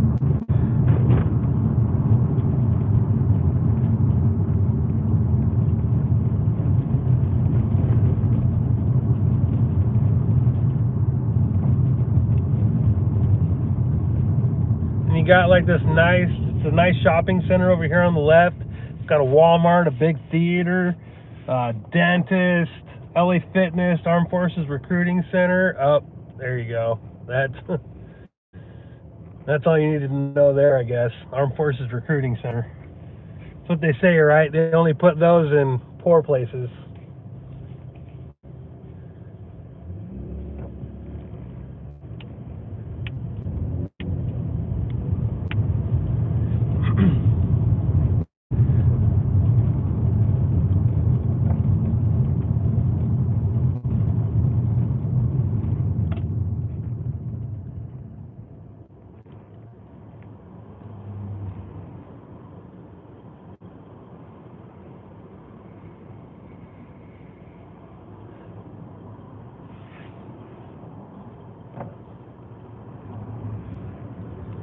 I do have lots of videos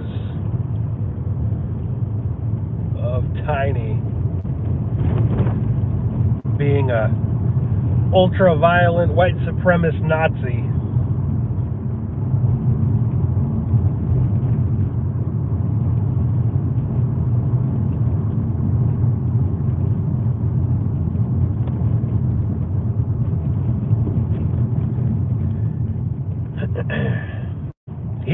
He was one of the guys that got called a white supremacist with me.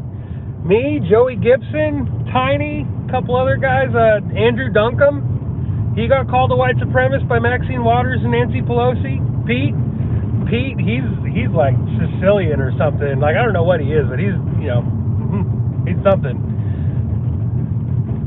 We were like the most diverse group of people you could find. And I think I was the only, like, I mean, I'm native, but like you take a picture of me, you're like, oh, that was a white guy. You know, like, I think I was the whitest person there that went to this thing, and Like we all get called white supremacist Nazis by Congress people. A little drug deal just happened to the left of me there. Too bad I had to keep driving, couldn't just stop.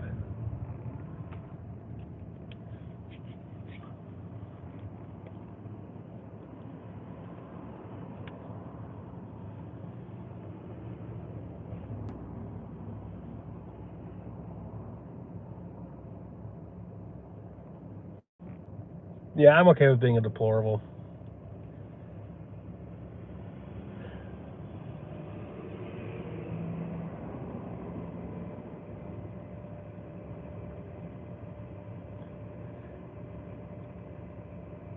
Hey Bert, if you get on the Telegram, on my Telegram feed thing, and jump on the chat deal,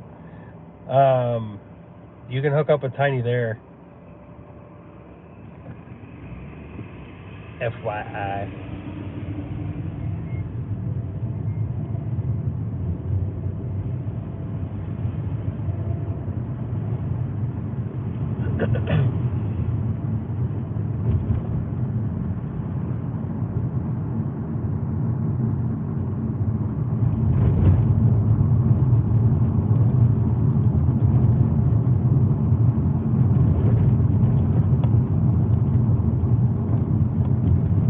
All right, so we're driving on 82nd. We're on 82nd in Woodstock. Seems like a, just a normal, average, everyday, just road, right? No big deal. So let's make a little detour. See what it looks like just off of the main drag. Again, this route is not pre-planned at all. Like, we're just cruising around, talking, having conversations. Let's just see what it's like. I'm curious. Yeah, nothing down that road. This is the part that bothers me, though. There's so much that bothers me about Portland. But, let's see here. You can go through an actual neighborhood. All right, I'll turn here.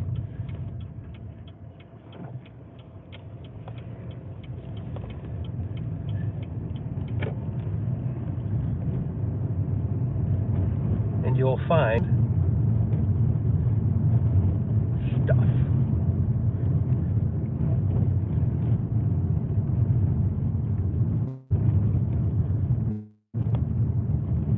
Look at those nice houses. You guys see that? That's nice. That thing's probably, honestly, it's about $500,000. That house probably sold for $500,000. Not even kidding.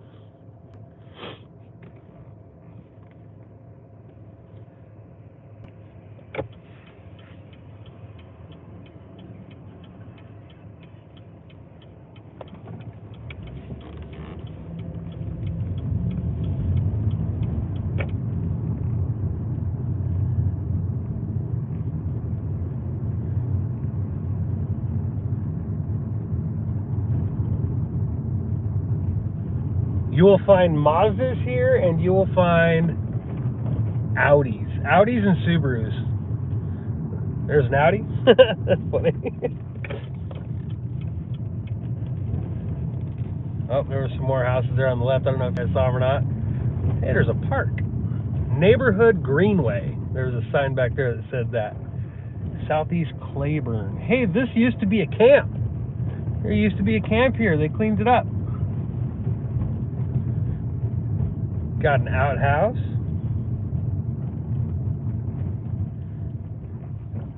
And so we're in the neighborhood, right? There's a park, and look what we have up here on the left. Homeless.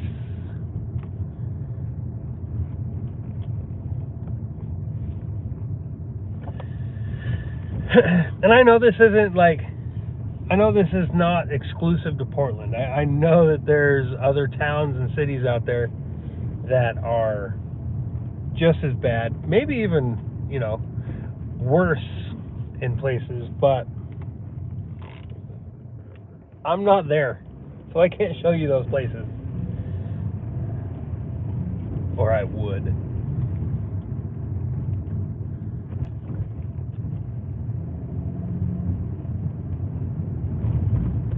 I just don't get it. I know this is a societal problem. Like I said, it's not exclusive to Portland. This is a problem with our society.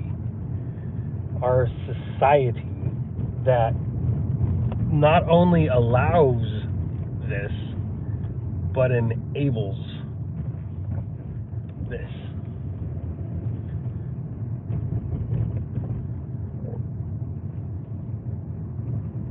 Excuses it.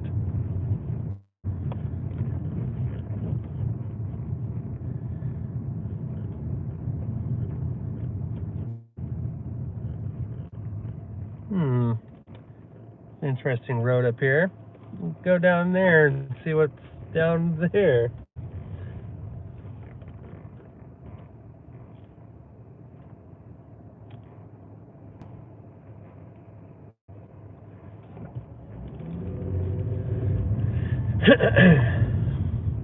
There's another homeless RV.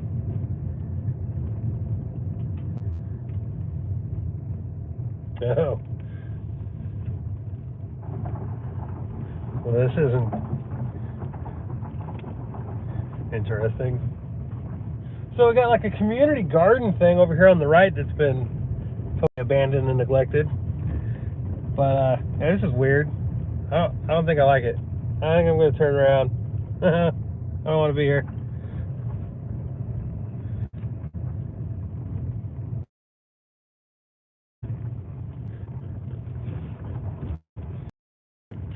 There's the trail. That is the famous spring water trail. We found it, guys. I'm going to get out of here, though. I think I heard a banjo.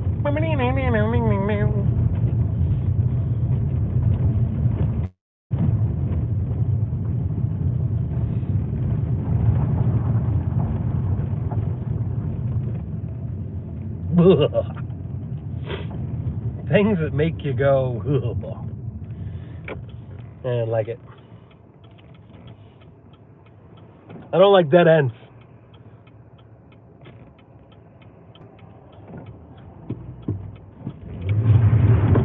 That was an accident. You guys probably didn't even know what I just did. So it wasn't an accident. I did it on purpose. There's a car coming. I had to get out of there quick.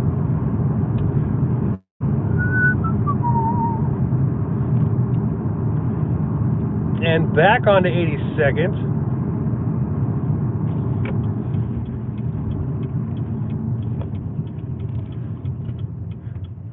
Black Lives Matter. Wait, doesn't even say matter.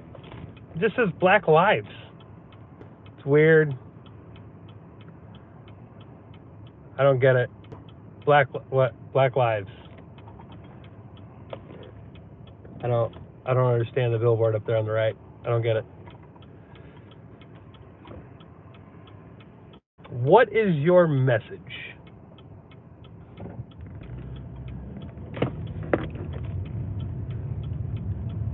The little words there on the bottom left-hand corner says holla. So Black Lives Holla? I don't understand.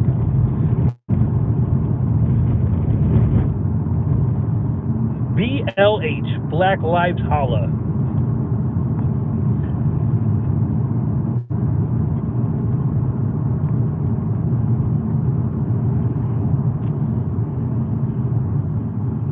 Yeah, that's a big old pile of garbage. Thanks for getting in the way, stupid escape.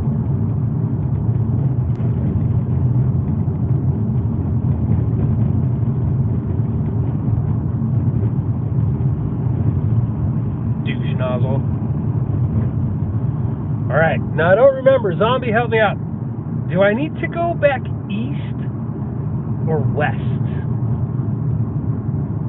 I think I need to go back east, right? Get underneath 205, around 92nd. Should probably just stay on 92nd and Flavel.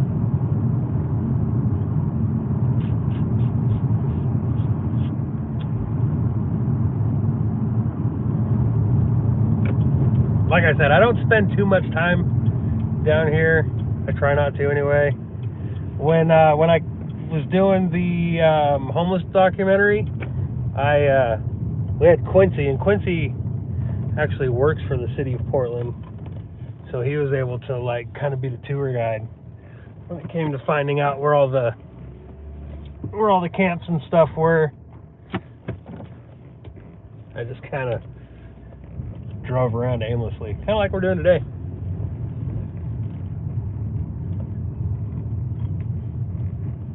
Yeah, we'll go back up to Flavel and go east. No, it's fine. I had the right of way, but it's cool. No, you're cool. You're fine, ma'am.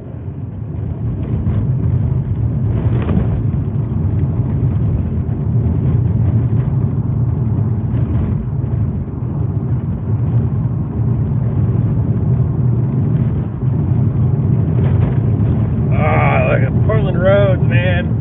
Woo! Quality. Oh, God.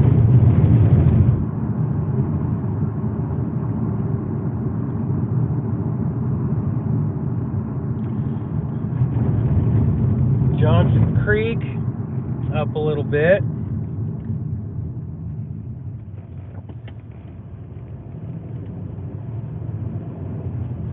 All right. Let's see. Oh.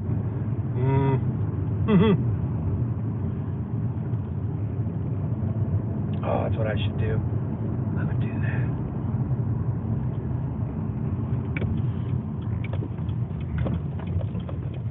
that. Pardon me for the quick and abrupt U-turns, but I had an idea, so we're going to check it out.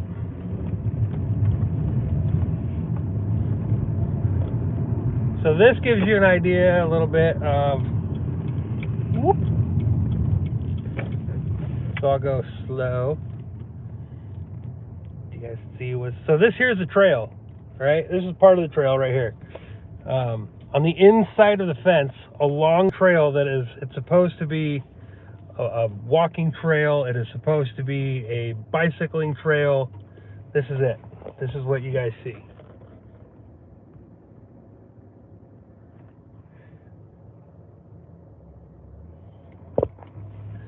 This.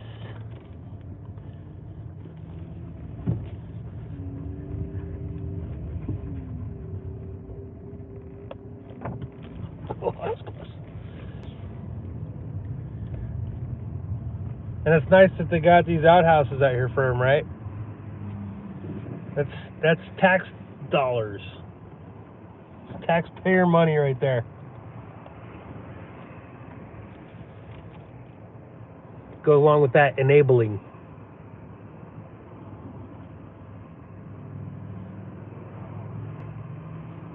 I'm gonna do that. I'm gonna go Flavel to 205, and then I'll pop up to Powell, and I'll take Powell all the way to across the Ross Island Bridge to go back in there.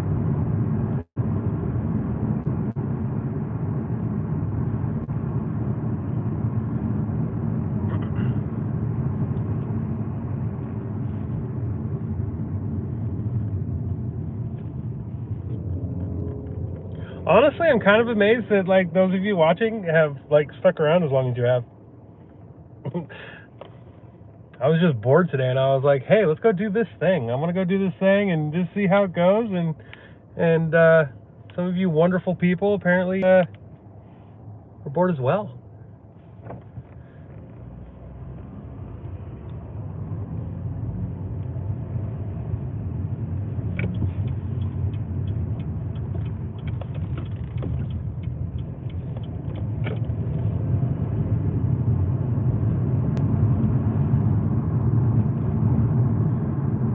Red House. I might go by Red House. Yeah, we'll do that. I'll go down, take Powell down to the Ross Island Bridge, cross over. Well, we'll do a couple circles, and then no, I wasn't headed home.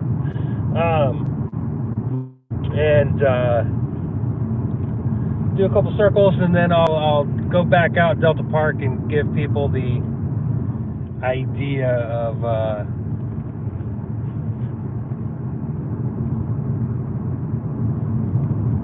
that again. I'll end it where I started it. Bye, Tiny. I'll talk to you. I sent you a message on Telegram, sir. Alright. We'll go underneath the bridge, and then we'll pop back up to Powell. What is the Red House? The Red House is a house that was condemned and foreclosed upon, and people made a quote-unquote autonomous zone because of it. There's another camp right here in front, and then I'll go up here and actually turn around. Oh, Mount Scott had so much when we did our interviews. Oh, they cleaned it up. They kicked a lot of people out, apparently. Wow, that's fun. This whole thing, when we came and did our interview, was just lined with vehicles. RVs and so on, camping out.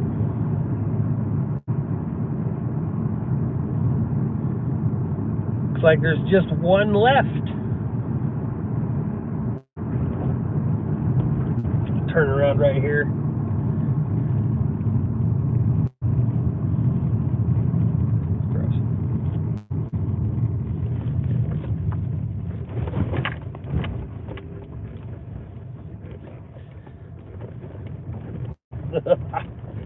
Disgusting. Oh, I'm running over needles. I know I am.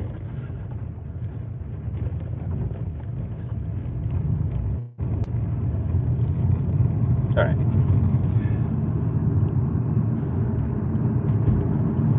Sign up there said, "Don't dump here."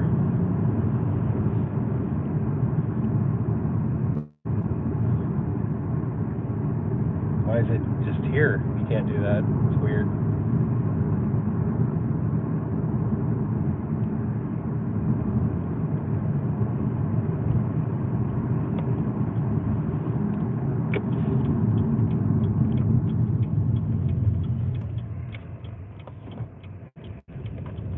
I don't know if you guys will be able to see it or not, but on the other side of the creek here, guys, on the other side of the creek, and it died. Messed it up. My bad.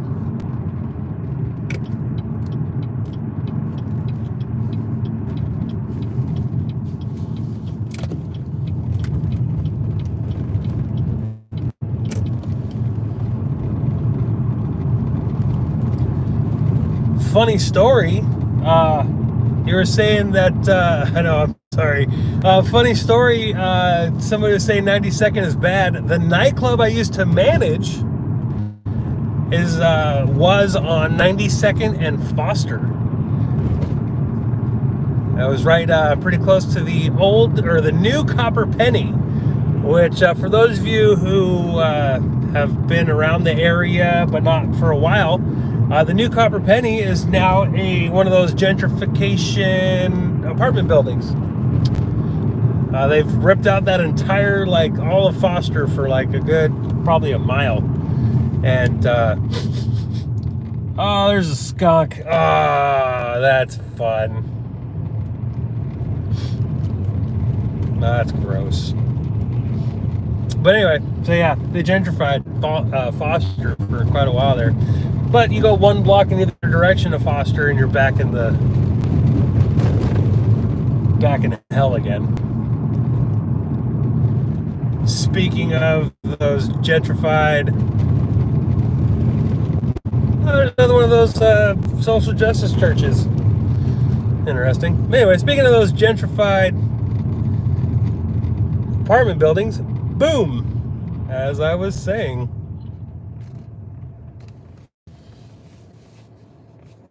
Oh, sorry, took a wrong turn. So we're now on 92nd and Foster and Woodstock, and this is that area. And the coolest thing about it too is that so many of these people on the left are like, I hate gentrification, blah, blah, blah. Guess where they live? Here. All those social justice warriors, this is where they're moving to.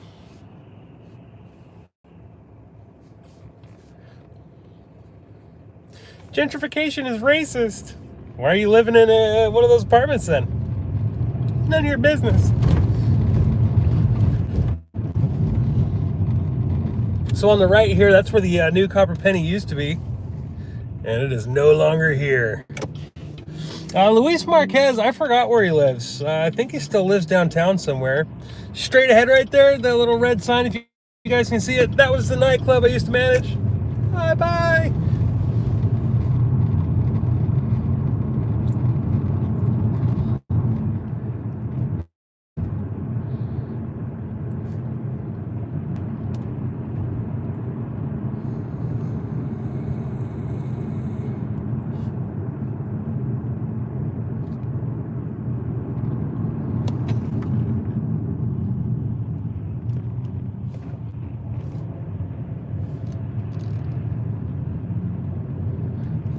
Oh, you bet the city definitely dumped a ton of money into that intersection. And it's not just that intersection; it goes a couple blocks further down as well. Like, and they're doing it.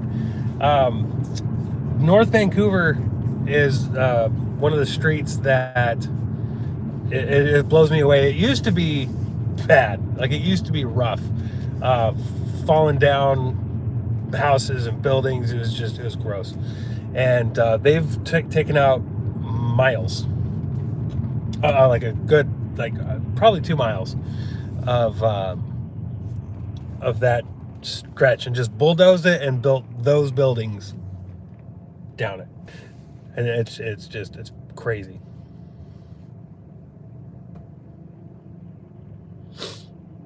And you still got homeless people sleeping on the benches, so no big deal.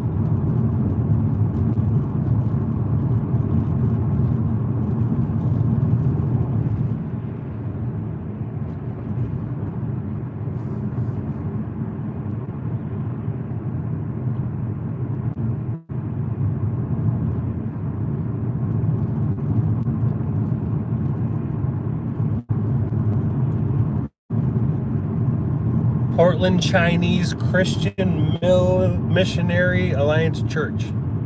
It's a mouthful.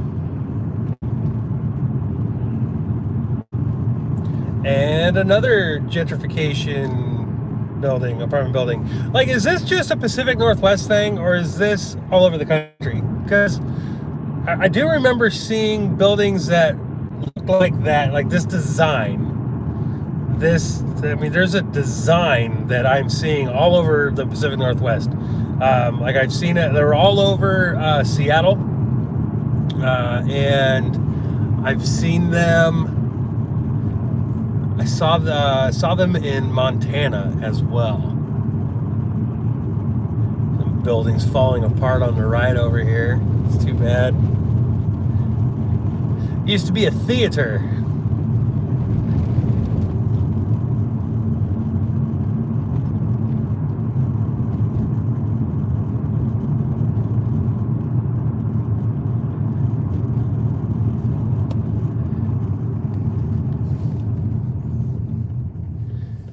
Got another camp up here on the right.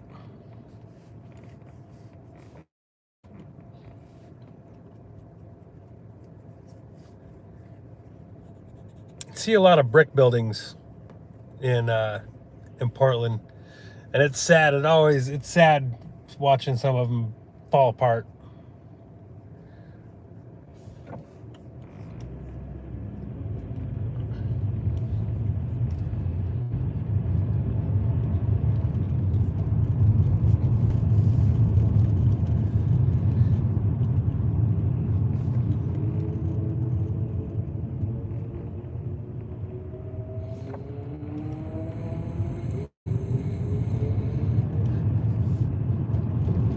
$7-Eleven, any 5 taquitos, only $4. What?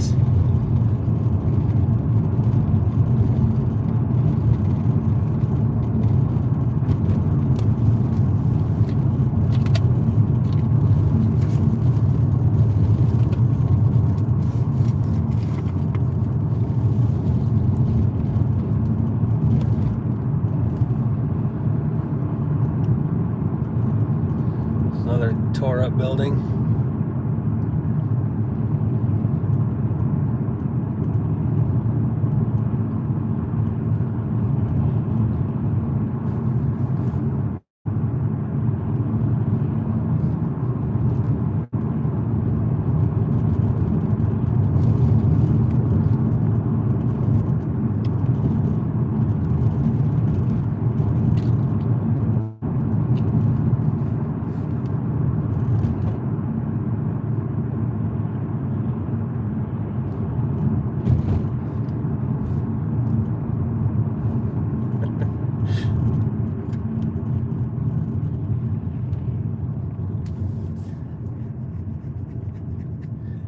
They totally screwed up Foster when they made it 2 lanes.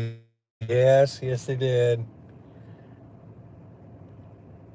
But you know, Portland's known for their amazing, ingenious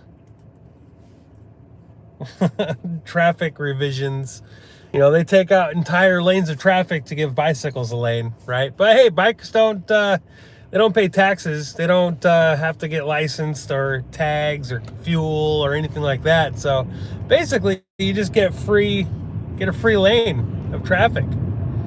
You get a bunch of free stuff for riding a bicycle, because they hate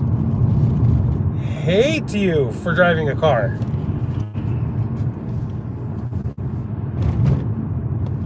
Is this a loop? Yeah, we're making a loop. And we'll end up stopping at the same place that we started-ish.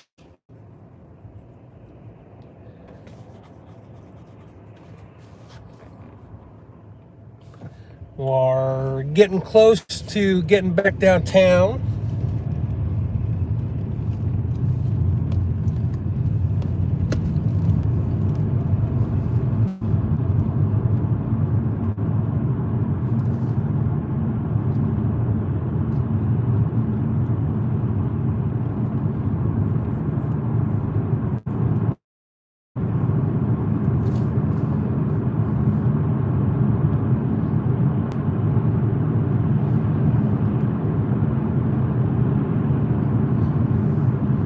Oh, I wasn't saying that bike riders hated cars. Portland hates cars.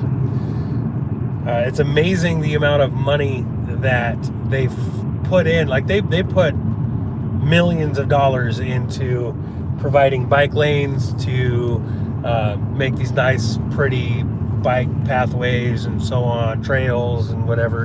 But there's roads that you cannot drive a car on. Well, you can, but you're bottoming out and you're getting new tires a lot. There are roads in town that are barely passable in this city, but they'll put so much money into their bike lanes and reducing traffic. Like we have a traffic problem in this city. In this city, they have a traffic problem where it's stop and go to get through one intersection, and you're going through multiple cycles of lights just to get through it because there's such a traffic problem, and yet they are taking away drivable lanes. It's amazing.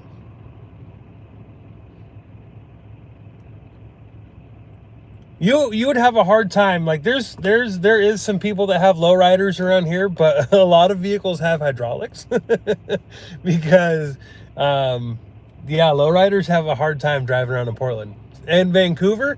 There's lowrider clubs in Vancouver. I'm pretty sure there's one in Portland too, but like there's places you cannot drive a lowrider in the city. You just cannot.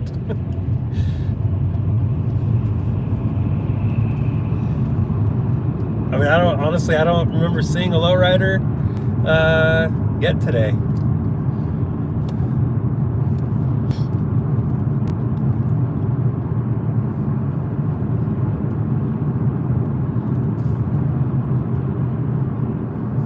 There's a strip club. Fun fact, I saw a zombie put out a fun fact about, that used to be in Elmer's. Poor Elmer's. Anyway, saw a zombie put out a fun fact about the founder. And I'll give you another fun fact about Portland. Portland has the most per capita strip clubs in the country. Yep. I don't know why they call Vegas Sin City when Portland is a close one. So I'm just going to do a quick loop here really quick. So going on to my right, let's see if I can do this without screwing up. Going on to my right there, you guys can see maybe that there's a soccer game going on, right? So we're just going to do a little lap around this block, around this soccer game. This game of football.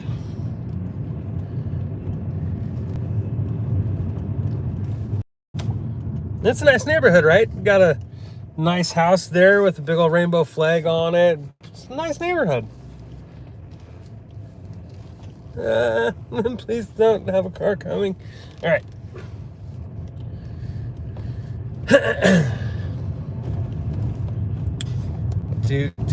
Nice neighborhood, nice trees. Super nice in the summer when all the leaves are out. Like it's pretty. Nice neighborhoods like this, right? Well, there's still snow underneath this guy's bush. You can't see it, and I'm not showing you. But what I will show you is this. Soccer game going on to the right in that field.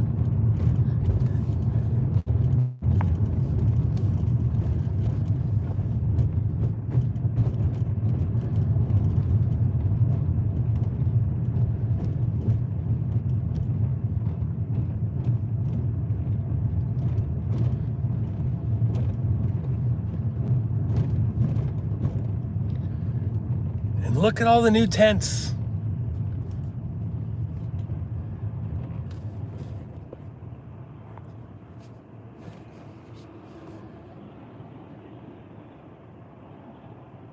Just why? I don't get it. I don't understand.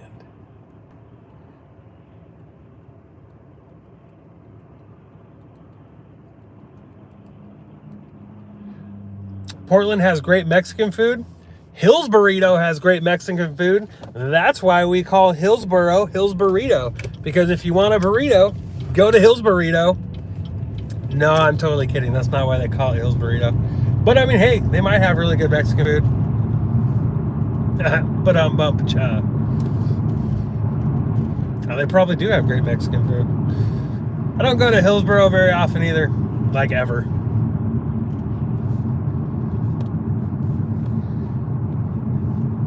I like staying in Washington. Oh, so if I see another one of these red porta potties, I'm gonna try to get a shot of it for you guys. On the side of them, we've seen a lot of these red outhouses, porta potties, or whatever, scattered throughout the city, right? And I was complaining about how the city of Portland, like this is taxpayer funded dollars, that are paying for these outhouses throughout the city. And I just now noticed for the first time, which is weird, but on the side of them, they have a sign that says It is not just a bathroom, it is a human right. Can somebody please explain to me how it is a human right to have a porta potty situated, throughout the city, throughout this city for homeless people to use? Why is it a human right? How is it a human right? And at the same time, because the only people that are going to call that a human right are leftists, how is it that these same people can talk about a human right of being able to use a bathroom as a transient when they also say that you do not have the human right to self-defense? You do not have a right to be a criminal. You do not have a human right to be a blight on civilization. You do not have a human right to be, I guess you have a right to live in a free society. You have a right to live however you want to, but at the same time, you don't have a human right to use a porta potty or a bathroom, but you do have a human right to defend yourself. You have a human right to self-defense.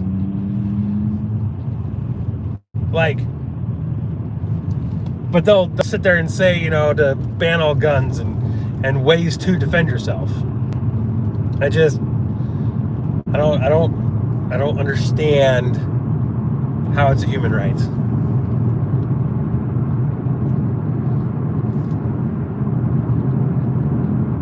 It's a bunch of random letters.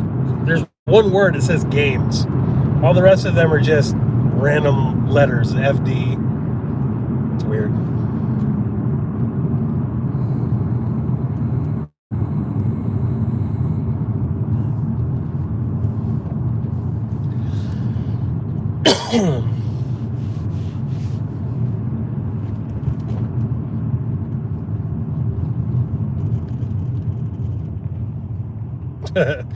You would not go to these restrooms. There's more than just COVID there. You betcha. Ooh, should I do oh, nah, I won't go that way. Should go that way.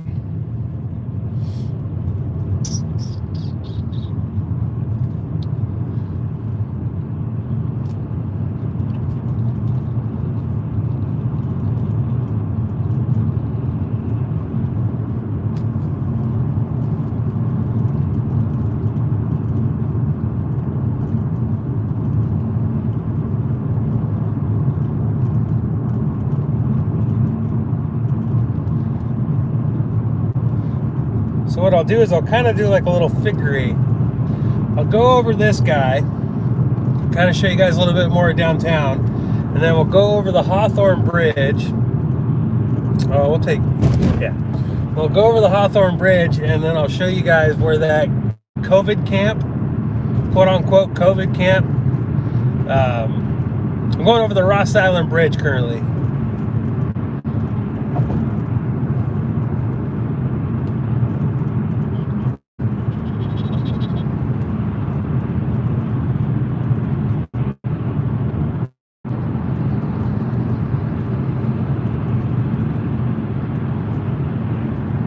Going back into downtown P-Town.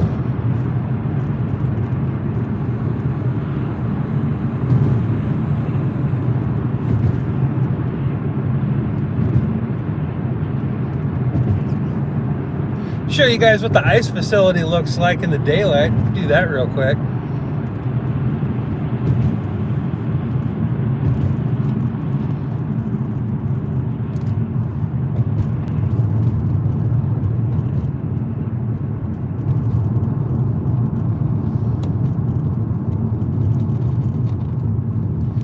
Too bad I'm not doing this with a 360 camera. You guys could just stick it on top of the car and you guys could see all around me, because there's a camp right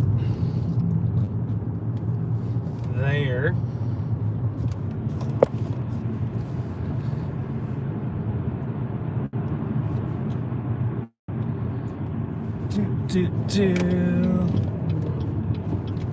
Nope. Back off, son. I have my blinker on long before you did, Jack Wagon. Look at me using clean words.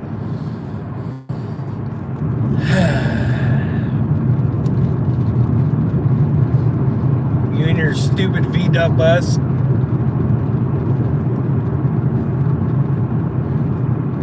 Sorry about my road rage. Get a little cranky sometimes when people try to cut me off. What are you looking at, Shaggy? Just kidding. All right, so this building right here in front of us is the ICE building, Immigration Customs Enforcement. You see it's all boarded up still, and it will be, I'm sure, forever, to be honest.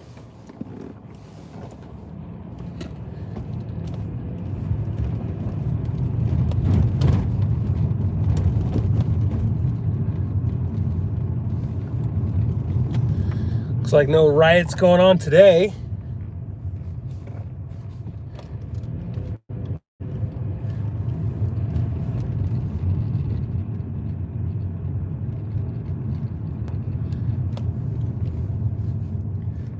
Strange how there's no boards. They never boarded up these windows down here. They only they never rioted down here. They never did anything down here except for the ICE building. Just thought of that just now. Never had boards on these windows.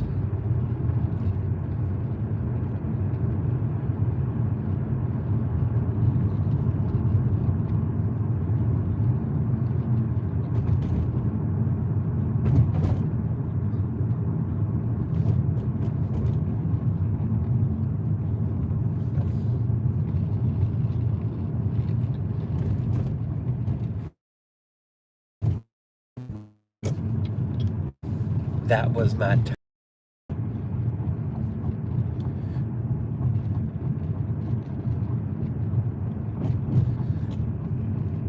You know, here's the thing. Another thing that bothers me about left versus right when it comes to doing stuff. So the left have a bunch of activists, right? They get a cause. They get a cause, and then they go out and they protest and they do all these things. They riot and so on. Let's go ahead and go back and start with Occupy Wall Street, right? Occupy Wall Street was the first real big one, and it was not the first, but let's say in modern times, the first one that millennials will remember is Occupy Wall Street. So they're going and they're camping and they're like, hey, you know, we got to deal with this stuff, and we got to call them out, and we got to like fix all these problems, blah blah blah blah. And then when they actually started like making some headway, then their puppet masters sat there and said, hey, you know what, let's talk about racism, right? Back in 2011, right? That's when Obama like really started getting in on the whole, you know, hating the cops and bringing the race war back and all that stuff, right? So, so the left transitions, right? Now all of a sudden it's Black Lives Matter, Black Lives Matter, Black Lives Matter. And then it goes from Black Lives Matter to ICE, to immigration, to anchor babies and all that fun stuff. But yet, and these are all big issues to them, right? They make a big deal about all these things, and then they just kind of stop. They stop caring. They stop, you know, actually putting in an effort. And they stop protesting, and they stop demonstrating, and they just kind of like go back to business as usual, and they don't care anymore about racial injustice, and oh, a guy gets shot by police, then they'll care again about it, but that's it, right? They're not, you know, consistent like they said they were for their 100 days or whatever, right? I guess I'll go this way. But yet, right-wingers, Republicans, conservatives, libertarians, constitutionalists, whatever, like, our freedoms and stuff get taken away daily. And yet, what's it going to take to get some of that passion from our side? Like actual legit issues. how are we going to get there? I don't want to go that way.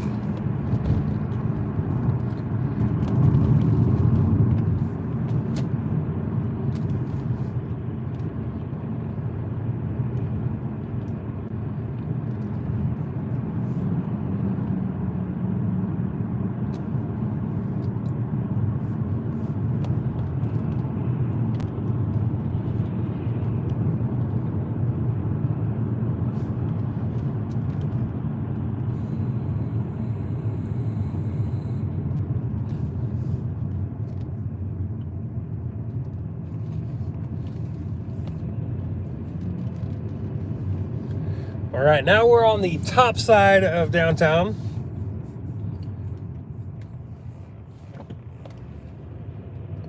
Yeah, I'm gonna go up here, cross the Hawthorne Bridge, do kind of that little loop down. Oops, should have turned there.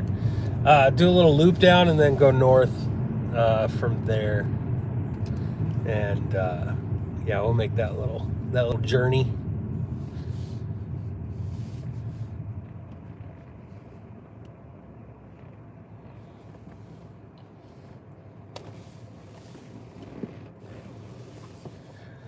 Oh no, I don't want to be on this lane.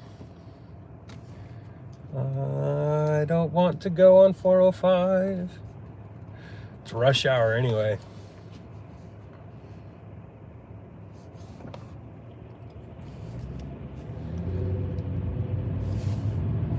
Oh, I'm stuck.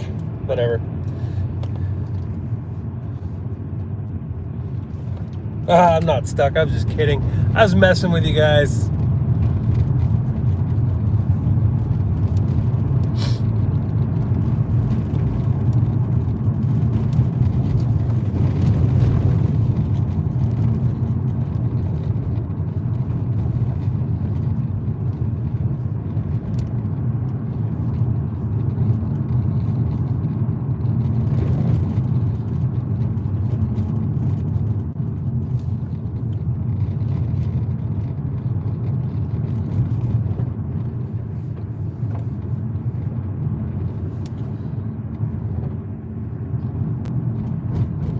Place sure does look like a ghost town though, doesn't it?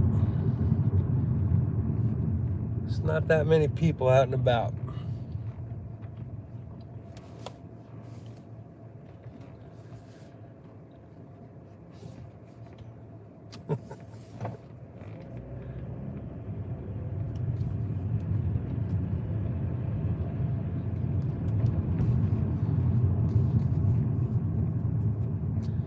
If I go Broadway, yeah, but I want to.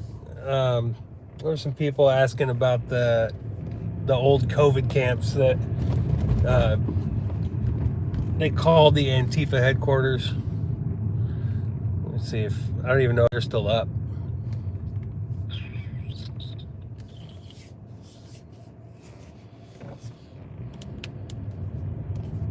Just go up the was it the East Waterfront? All the way up, I think.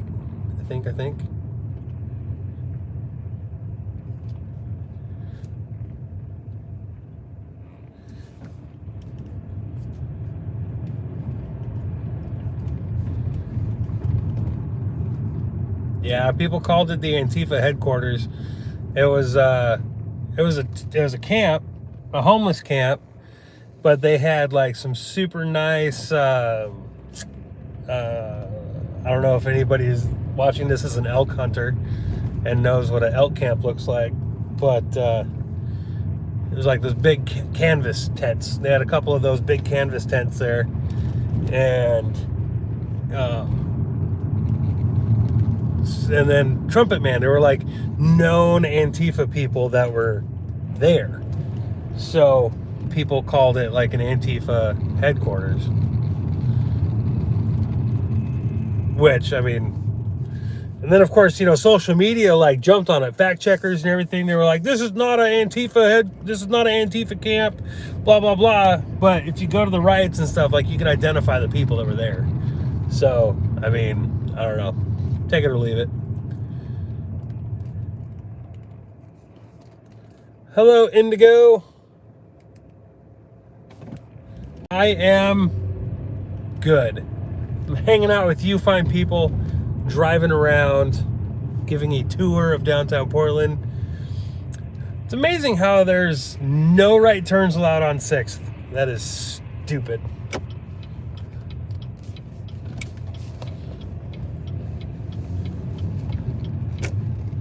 It's just dumb. I don't like it.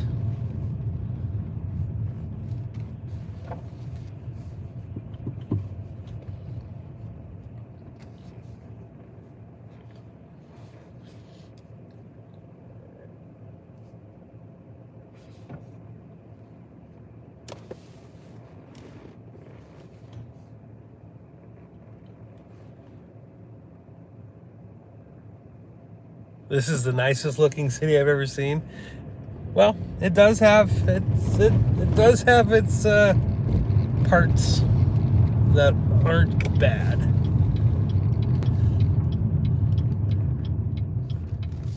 That is for sure.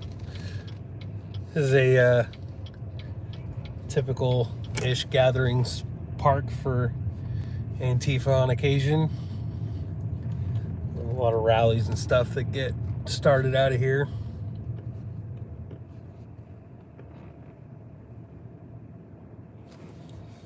Alright, so I'm gonna show you guys Pioneer Square. This is where the Biden victory party was held. Came down and live streamed down here for a minute during the Biden victory party where everybody was dancing, having a good old time. There on the left.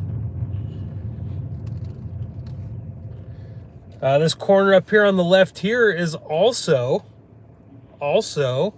where the city of Portland turned on Antifa. It's one of my favorite videos. Antifa was blocking the intersection here, and they were stopping transit. They were stopping the MAX lines. They were stopping buses, and this bus actually started pushing through them, through the crowd, and then they stopped. The bus stopped and apparently called the police, and they were just normal citizens, normal people, and they were just like, they're yelling at Antifa. Now, this stuff's been going on for a while. Like, this was after the Trump, the inauguration riots, and this was after the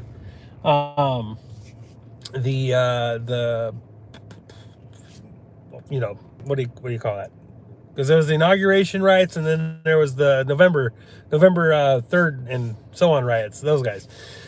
So anyway, so this has been going on for a while, right? And then all of a sudden, the citizens of Portland were like, get out of the road and get out of here. We don't want you here. Like, they were actually turning on them. And then,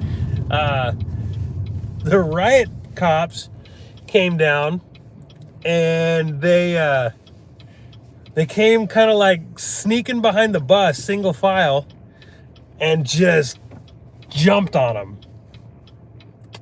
Okay, so why is this chick sitting here on the left here, taken away from somebody who needs it?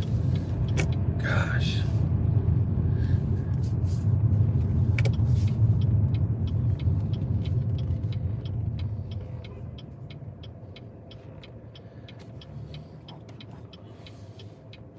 So if you guys notice here, some of these buildings, they actually have, like, they built walls for their storefronts so that people could not bust in through their doors. So, like, when they close up at night, they put the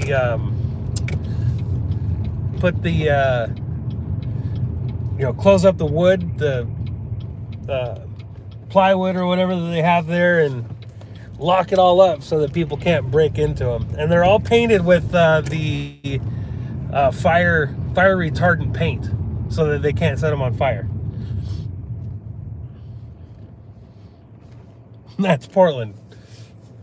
That is the current state of Portland. There are some buildings that are fairly brave and they don't have boards up. I mean, a lot of these buildings used to be boarded up and they've taken a lot down. And they've, just kind of gone with the flow a little bit. And I mean, Antifa just, and they don't do anything really much anymore. Hence why I don't have very much or any footage of them anymore either. But a lot of them, they're staying up. They're not gonna take the boards down for quite some time. Because if they did actually take them down, they're gonna get some busted windows and some looting. Like, it's just a fact.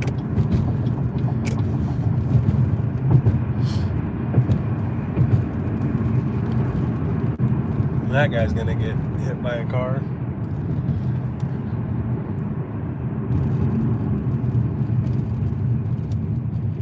All right, so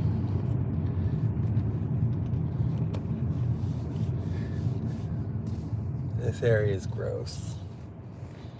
What should I do? Should I go right first? I'll just go left. I will bring this to a close.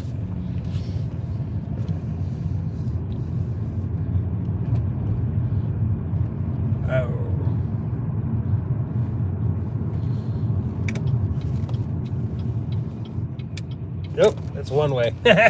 Just kidding.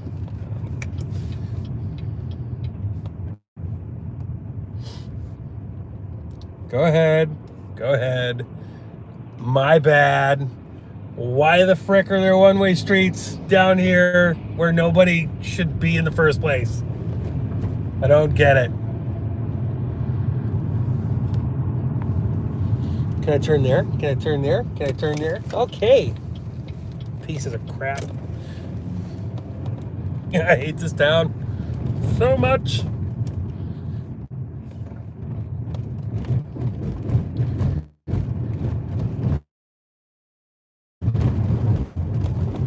Look at these roads. So the funny thing is, like you come down here, you think you're gonna get jumped, right? Like I would. I would be like, why would you come down here? Down through these like alleyways are these little like restaurants, these little boutique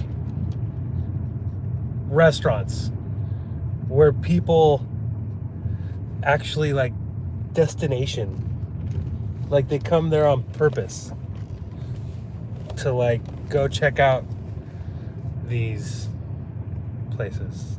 I don't get it. Like, there's hole in the walls, and then there's like, you're putting your life, your property, and so on at risk to go eat at this restaurant. I would not park here for nothing. No way would I come down here and park my vehicle and walk off to a restaurant to eat some food. You could not pay me.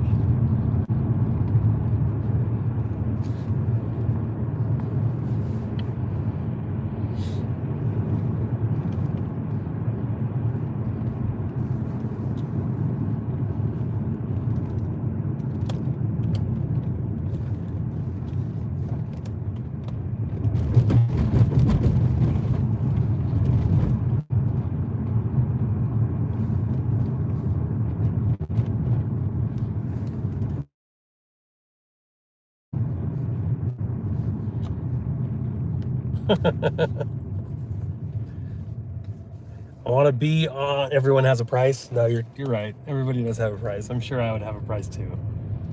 I want to be on Water Avenue. How do I get to Water Avenue?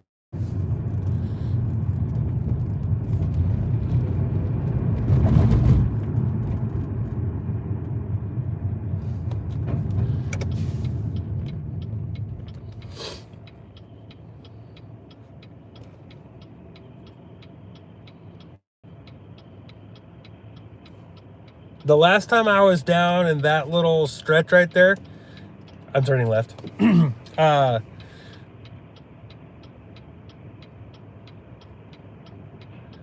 Last time I was down there a little stretch, there was actually, we were talking about lowriders before, and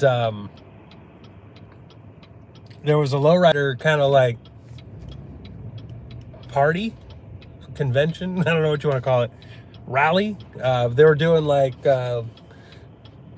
showing off the cookies and so on. They're playing with the hydraulics and everything. It was pretty sweet, I'll be honest. I did not stick around though.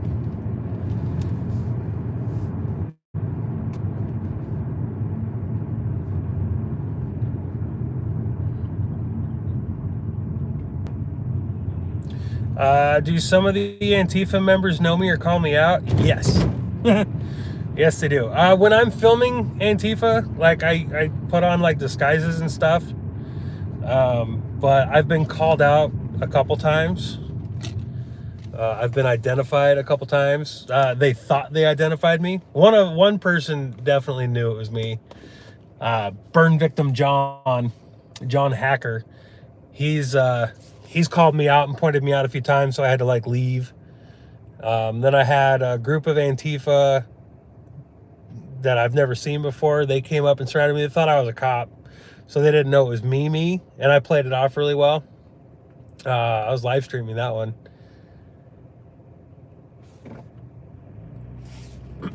And but Louise called me out one time. I was I was walking and I went across the street and I didn't see him, and then he kind of turns and he's like, Robert? And I'm like, mm-mm. I didn't say anything. I just stood there all nonchalantly. I'm like, I don't know. But John Hacker, he actually sat there and he filmed me and then took pictures of me and put it on Twitter so everybody would know what I looked like, quote unquote, in Black Bloc. But I mean, I wear different stuff every time. Like I even go to the point where I don't wear the same shoes, and I don't, I change it up. So it's a little harder to identify me when I'm filming Black Bloc. But it's funny because for a while there, the harassment kind of stopped. Like I wasn't getting the phone calls and I wasn't getting the text messages. But it seems that whenever Roger Stone comes back, whenever Roger Stone gets put in the news, then there's a picture of me and some Proud Boys and Roger Stone that gets plastered all over the Twitter sphere. And of course, then everybody's like, hey, there's that one guy who's not doing the white supremacy symbol. And, but then all of a sudden, then all the Antifa, which aren't a group or an organization, right? It's not real, it's fake. All their websites and Twitter accounts start tweeting all the articles that they wrote about me, and it's got my phone number in it, so then the harassment kind of like gets put up again. But honestly, there's a lot of the older people, the people who used to do the fighting and the rioting and stuff back in 2015, 16, and 17, they're not here anymore. There's a lot of new faces, a lot of younger faces that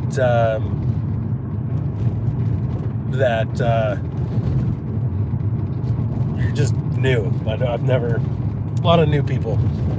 How protected is Luis? Very. And that's by everybody. That's by Antifa, that is by the FBI, that is by the Justice Department. Luis Marquez is probably the most protected individual in the Pacific Northwest. He can do no wrong. I personally have filmed him committing crimes and assaulting people and so on. Multiple charges have been brought up against him, and yet nothing will ever happen to Luis Marquez. Ever. the FBI came to my house a couple months ago, and we chatted for a while and talked about some things. And one of the things that they asked was if they could go talk to other people. And I told them, probably not. Because if you went and talked to other people associated with, the Patriot movement in one way or another, if you went and tried to, have a conversation with them, they're probably going to give you the cold shoulder. And they asked me why. They asked me why I thought that and why I felt that. And I told them pretty much about Luis, to be honest. And I was like, you guys gave us all sorts of promises. You guys told us all sorts of things about how you're developing these case files and you're developing all this evidence and so on to arrest and take care of the Antifa problem that is plaguing the Pacific Northwest. And y'all did nothing. Like, the same people are still cruising the streets. The same people are still in charge and calling the shots. And they're not in jail. They're still committing crimes. They're still calling the shots. So why would they talk to you? Why would they give you the time of day?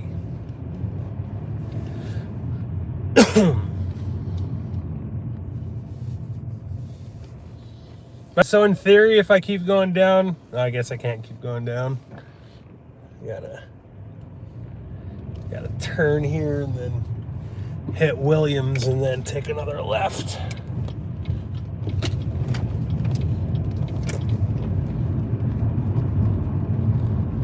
Oh yeah, Luis is very active, very vocal.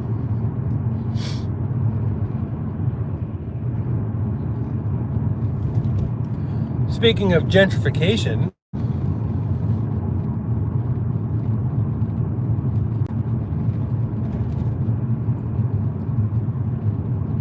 check it out. It's one lane. That whole left side of the street is for bicycles.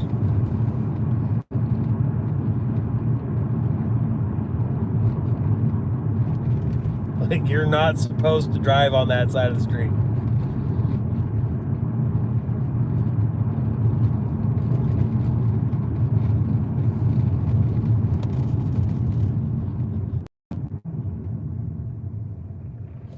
Abner, yeah, I don't really know much about Abner as much as I do Luis, but I've heard things.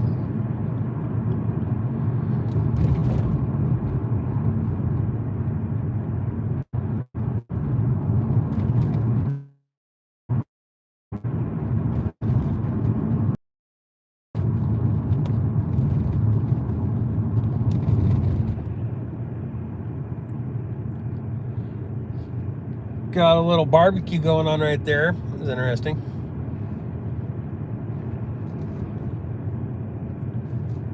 I haven't been on this road in a long time.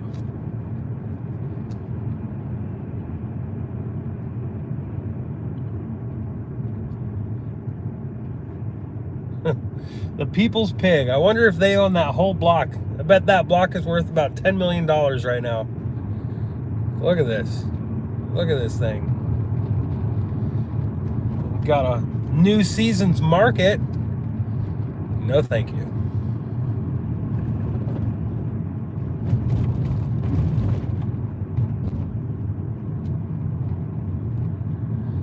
Man, they really put some money into this neighborhood, didn't they? Oh, actually, isn't let me see, the other side over there, is that Vancouver? Yeah, so I was talking about this before. So I haven't been on this side. I was on the other side before, and on the Vancouver side, and saw it on that. I didn't know that they extended it another block. Last time I was over here, it was still just houses. So, and also, if I remember correctly, isn't this where Red House is too? On Williams?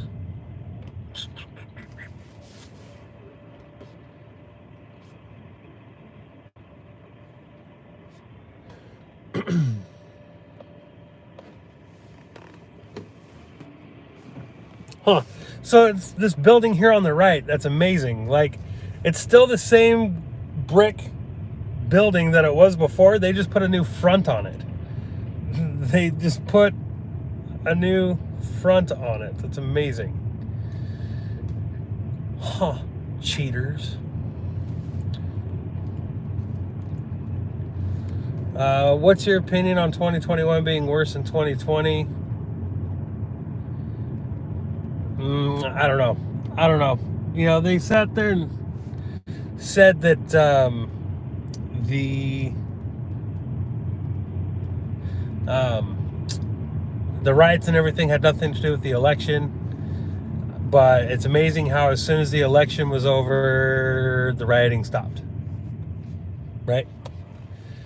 I don't know. I think we're going to have to just wait and see. I don't think that the left actually has the stamina to keep going. I know that it's not an election year, so they don't really have a reason to. I mean, they don't have actual convictions. They don't actually believe in much of anything. If they did, then they'd actually mean the crap that they say. Right? Like, no justice, no peace. Well, nothing's changed. Nothing happened. Nothing changed at all. The whole Portland police sitting there going, you know, Ted Wheeler saying how he was going to make he took apart the Portland Police Bureau. He killed like 3 different departments in the Portland Police Bureau, one of which was a gun task force. Well, guess what? The gun task force just came back into play. The gun task force is operational again. So, what change happened? What change came about? No change. No peace, quote unquote. Nothing happened. And yet, there's no riots anymore, right? There's no protests anymore. There's nothing. Nothing is happening anymore at all. And, so I honestly don't think that 2021 will be all that crazy. It might be. It might. I mean, when it gets warmer, maybe they'll come back out again.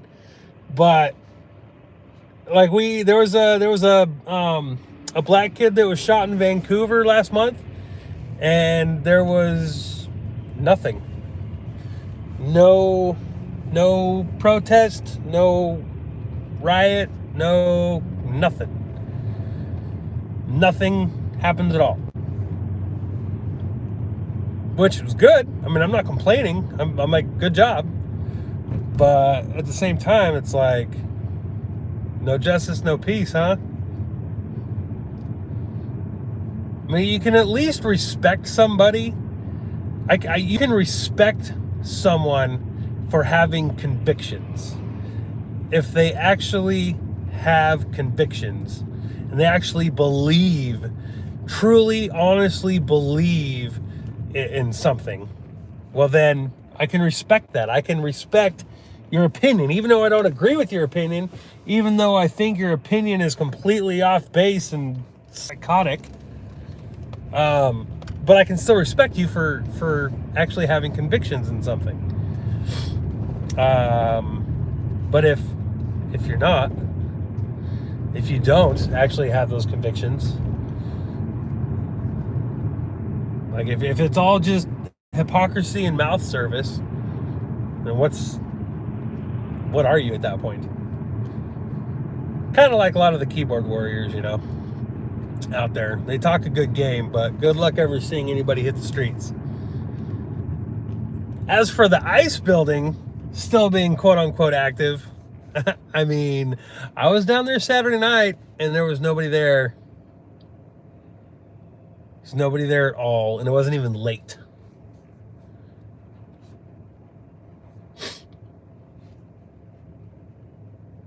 even though I did hear that somebody was there earlier, but then even the lefty streamers went down there and there was nobody there. So I don't know. There's a lot of rumors. There's a lot of like rumors that people go down there, but there's very little evidence.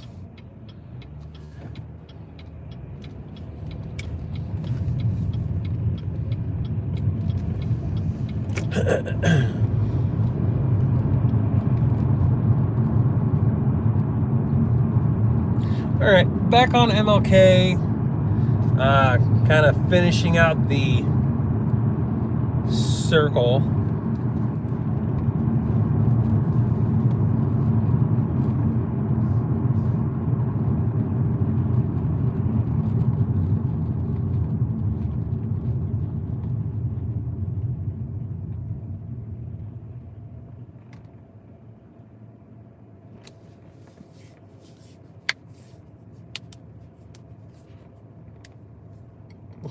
I'm still honestly surprised that there's still like close to 100 people watching. Like it has stayed consistently between 90 and 110 people the whole time streaming this thing. Like I'm shocked. I will be honest with you. I am shocked. The protest in New York, I kind of want to talk about that. Did everybody hear about that protest in New York? Everybody went out to stand against white supremacy because a Asian guy got stabbed on the subway, and come to find out the guy that stabbed him was black. Like protesting white supremacy, trying to get rid of white supremacy, ending white supremacy, and the dude that stabbed the Asian dude on the subway was black.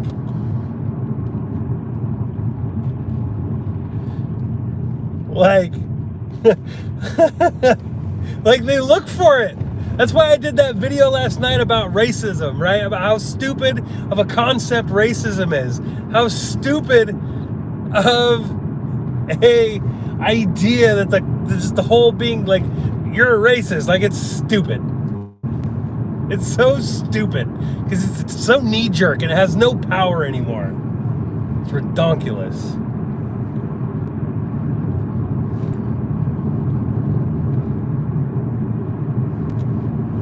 It just, it's like whenever anybody calls me a racist, I'm like, okay, prove it. Well, I can't. Well, then shut up. I get lefties commenting on my videos all the time, just outright attacking, you know, right wingers and attacking me personally. Like, you're just another Nazi white supremacist. Prove it, dude. I got thousands of hours of footage of me talking. Not like this. Like, I don't usually blab on for however long we've been doing this, but you know, like, there's thousands of hours of me talking. There's where I've done shows and videos and so on. Like, find me something I have said or done or whatever that was racist or promoting white supremacy in any way, shape, or form. And they usually stop talking, or they change it and they just start going into hyperbole and just talking crap for nothing and trolling, in which case then I just ban them because I gave them a shot.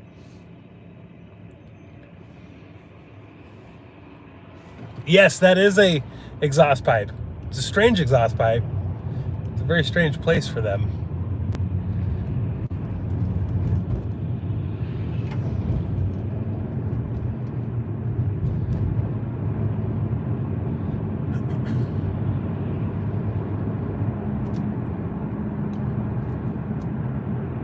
All right, back on MLK, coming down to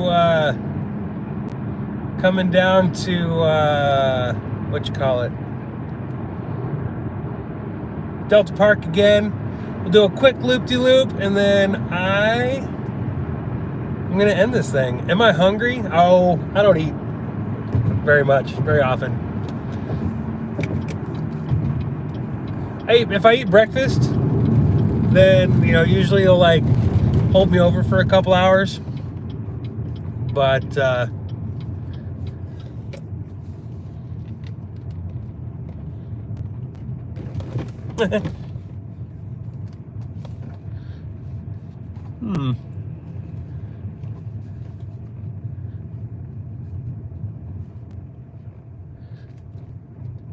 Oh, I should have turned there. I've actually never taken this exit before, so I don't know what to do. I'm gonna keep the live going for a little while longer still, yeah, but I'm not hungry, but I do have to pee. So, and also I gotta go get my wifey.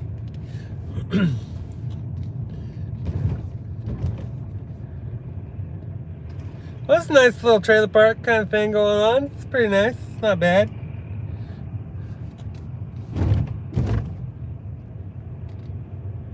I was already over at Southeast Powell, so I don't want to go back. Oh, it's bright. It's so bright. So it's 50 degrees outside right now, and I just want to let you guys know, to give you an idea about like who I am as a person, and my wife too. This is one of the main reasons why like I fell in love with her and I got married to her, was because it is 50 degrees outside right now, and I'm sitting in my vehicle with the air conditioning on. I can see my breath in my vehicle, and I'm wearing just a t-shirt and jeans. I run a little warm, shall we say. All right, got some more camps going on here. Wow, that Pathfinder there had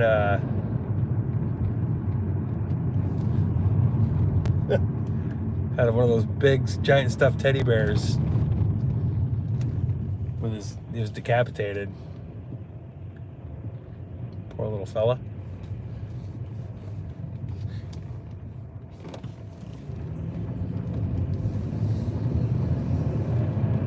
Oh no, don't want to do this. Oh no, it's okay. All right, I'm good.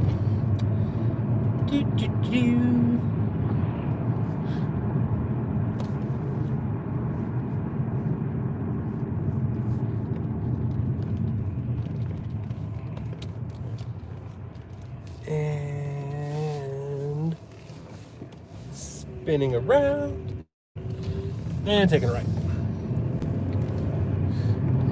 We ran out of electricity. So, hey, that brings up the topic. How do you guys like living in a third world country? Huh? Do you guys really like the idea of living in a third world country where, you know, you have places like California where they have rolling blackouts all the time because their grid cannot handle the usage, and they've tried so hard to make sure they, you know, get green and all that stuff. You know, like Texas, where they got all these windmills that they put into the grid that just can't handle it, especially if it gets a little cold.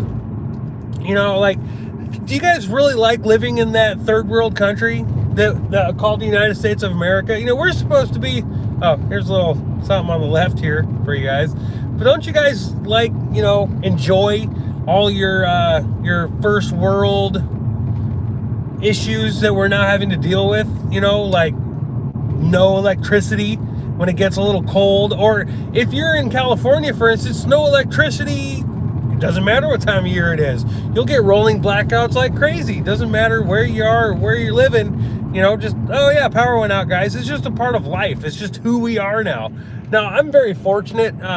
Where I live, I actually have a hydroelectric dam that is dedicated to my county. My county has its own hydropower. So if we have a massive windstorm or something like that and a tree blows down a power line, we're usually only out of power for just maybe an hour, maybe 2 hours.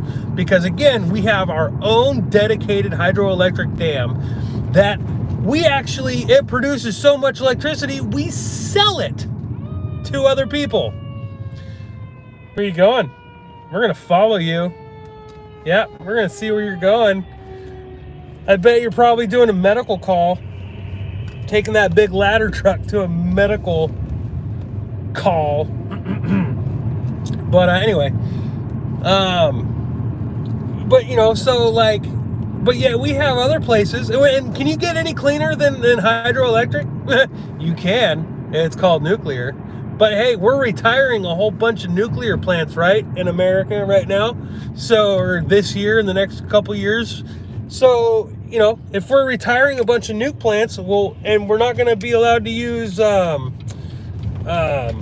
natural gas or coal anymore under this whole Biden administration, well, then how are we going to get any better? That's the question. How are we going to get better? How are we going to get a better grid? Well, this is new. So we drove through here a little while ago, and these people were not here. See just how quick things can change? So that's funny. Remember when I called it being a medical call for having your ladder truck showing up for a medical call? Guess who's first on scene? That'd be AMR. And they're pulling out the gurney. Oh, man. Bothers me. Anyway, as an ex-firefighter, it bothers me seeing ladder trucks get taken to medical calls. Oh, bothers me. Anyway, back to the grid, though. You know, like, it just... This is why I say that the left has no ideas. They have emotions. They don't have any ideas. They have no logic or reason to them. It is strictly emotional. All they have is their feelings. Their boo-hoos about the environment, and their boo-hoos about oil, and their boo-hoos about coal. Even though technology has kept on getting cleaner and cleaner and cleaner and cleaner and cleaner. and they're like, yeah, we're going to stop drilling for oil completely. Are you? What are you going to replace all that oil that goes into the turbines to keep them spinning? Hey, there's a fire. Should we go tell the fire truck? There's another fire. Should we go tell the fire truck? Should we go let them know there's some fires going on? Hey, there's one of those red porta potties, guys. It's not a bathroom, it's a human right. Come on now. Oh, yeah, I'll show you. It's more than a bathroom. It is a human right. Yep.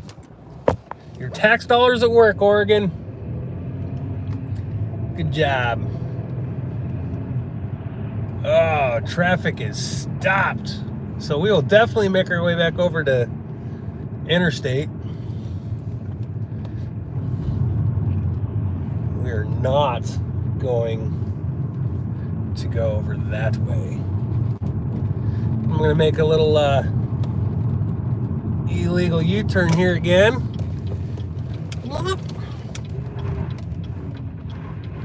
Not hit the curb.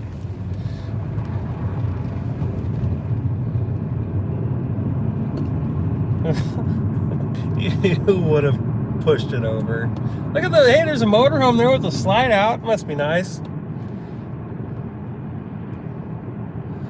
Just parked on the lawn, no big deal.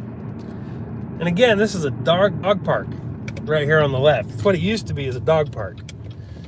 Now it's a homeless camp. And it's been there for a long time. Like, I don't foresee them clearing this one out anytime soon. And this is what they're right next to. This is a big sports complex. Lots of baseball fields, and I'm pretty sure there's like a couple soccer and football fields. Big bleachers. Lots of kids.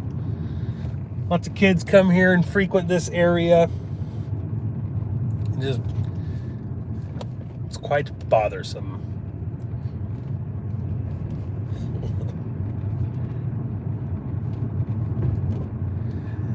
Hookers.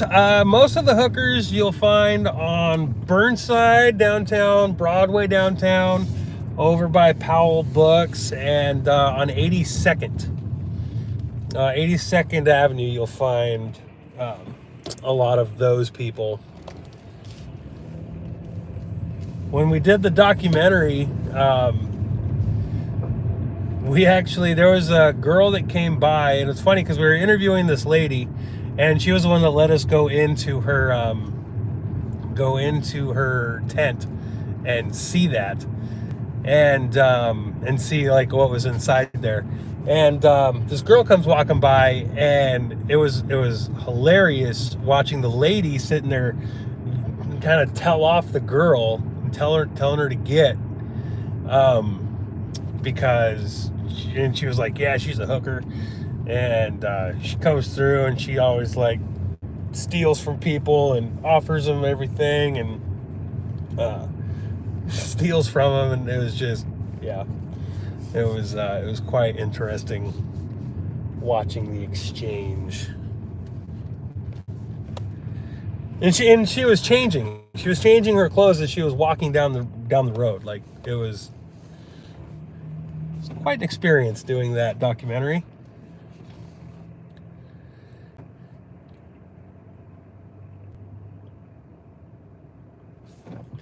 One of the guys that we interviewed talked about how he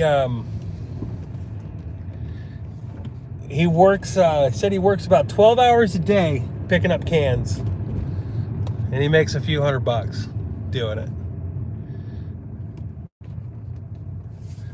So the very first video, just fun fact, very first video I ever posted was a road rage incident that I was involved in going over the I-5 bridge. Now I'm going to, oh yeah, this is all in Antifa camp for, yeah, all here on the right. And even down, yeah, before we turned, you could see across the street, that was an Antifa camp as well. So going over the I-5 bridge during rush hour is the most aggravating experience you will ever be involved in. Reason being is because as you go across the I-5 bridge, you are going like 2 miles an hour, like right now, right? We're going really slow. As soon as you get on the other side, you're going 60. Nothing changes. People are not getting on the freeway in the middle of the bridge.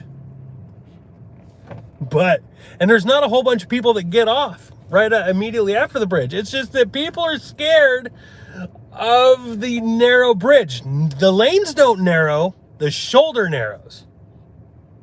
And people freak out and they go super slow over it.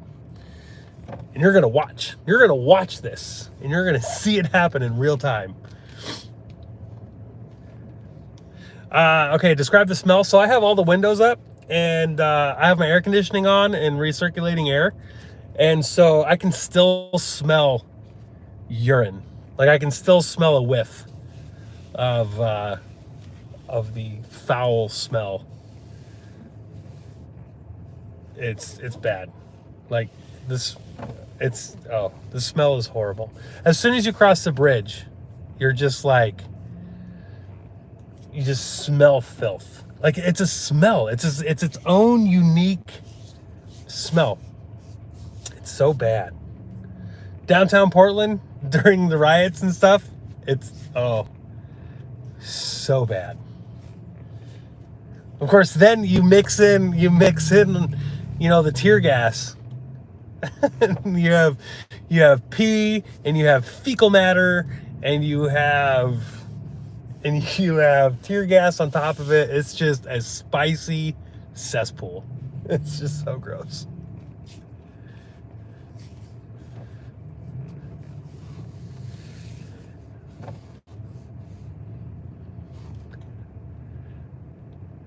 It's like you went down to a water treatment plant and you poured cayenne seasoning into the treatment plant, and you just kind of put your face over it with a towel, and just imagine that. Just imagine hanging out at your local water treatment center, like a really bad cold, and you just sprinkle cayenne pepper on it, and it's so bad. Hey, Frank, what you just said there, that'll open your nostrils if you had COVID. Have you ever, like, there's a lot of homeless people still here, right? Like, if COVID's killing everybody, you'd figure it would probably kill the homeless population off pretty quick, right? But it doesn't appear to have affected the homeless population whatsoever. I have a buddy of mine who's a doctor, and I should ask him, actually, how many homeless people have come in for COVID. He personally has only lost, like, maybe 4 or 5 people to COVID this entire year. But, like, you know, like, I wonder, you might have a point there. You might have a point. Maybe massive amounts of narcotics and always smelling fecal fluid. Maybe that is the cure for COVID. Oh, that's gross. Yeah, it's nasty.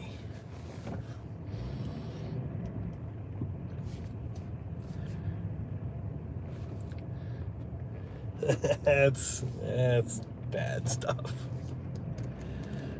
But hey, you know, did I describe it? Did I describe the smell well enough there?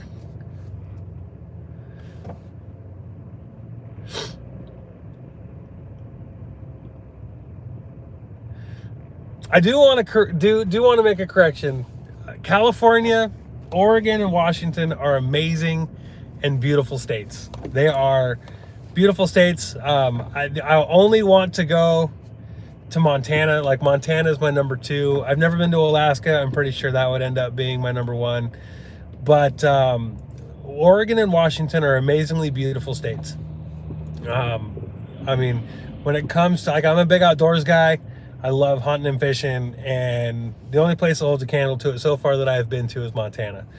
And but, you know, with Montana, you don't get the coast. So Portland has destroyed living conditions in Oregon. Just living conditions. Seattle has destroyed living conditions in Washington. Now, if we could get rid of those 2 cities, there would be no other state in the country that I would rather live in besides Oregon and Washington. I refuse to live in Oregon because of the political environment that is there. The policies, the laws, the stupid asinine rules, and garbage policies that they have in Oregon. Washington is barely a step above it, and that is because Washington can still get a Republican Congress. So the Republicans in Washington's Congress actually kind of keep it in check a little bit. I also cannot live south of the 45th parallel, mainly because, like I said, it's 47 degrees here right now, and my air conditioning is on, and you know, I can see my breath as I'm driving. So, like, I don't do well with heat. I lived in New Mexico for 2 years, and it was horrible. It was hell. It was hell. Idaho, I like northern Idaho. That's funny. His sign says home. The dude's sign says home, and he just says home. That's all it is. Just home. There's one guy that comes here. He's usually on this on-ramp, I think, and he sells water bottles. And I support that. He's an entrepreneur. He will go and he will run to Walmart and he'll get a case of water, and he comes back up here and he sells it for $1 a bottle. So he's actually, like, making money, right? And you know, I can respect that. Just people up here holding a sign, no, screw yourself. Like, I've nothing, no business, no, I don't want to talk to you, nothing. Like, you can just go jump off the bridge. I'm fine with that. But the dude that actually sells water, like, I like that guy. But I spent some time in Boise. I'm not a big fan of Boise. I love Coeur d'Alene. I love northern Idaho. It's green still. I got to have my green grass, my hills, my mountains. So yeah, for north of the 45th parallel, there's very few places south of the 45th parallel I can stand. I do love the state of Tennessee, mainly because of the history and the politics of Tennessee. Like, it's hard to get, like, when it comes down to it, like, Tennessee's a pretty solid state. But I do not do well with humidity, which is also why I'm kind of ignoring everybody talking about Florida and the East Coast, because no thank you. No thank you. Texas? Nope, not a chance. There, you couldn't. Nope. Don't want to do it. After Harvey, I went down and spent time in Houston, in the Houston area, and it was horrible. It was horrible. Oh man, like I don't like the humidity. Like, I was a horrible person after Harvey because I would pray for rain. I would pray for rain after a hurricane. I was a bad person. I'll admit it. I was a horrible, bad person because it would rain and then it would just cut that humidity down and it was almost bearable, you know? But then at the same time, I'm watching the water rise again. So then I'm like, crap, please make it stop raining. It's just, I don't like it. I don't like it at all. The same thing with the East Coast. The East Coast gets humid. I don't like it.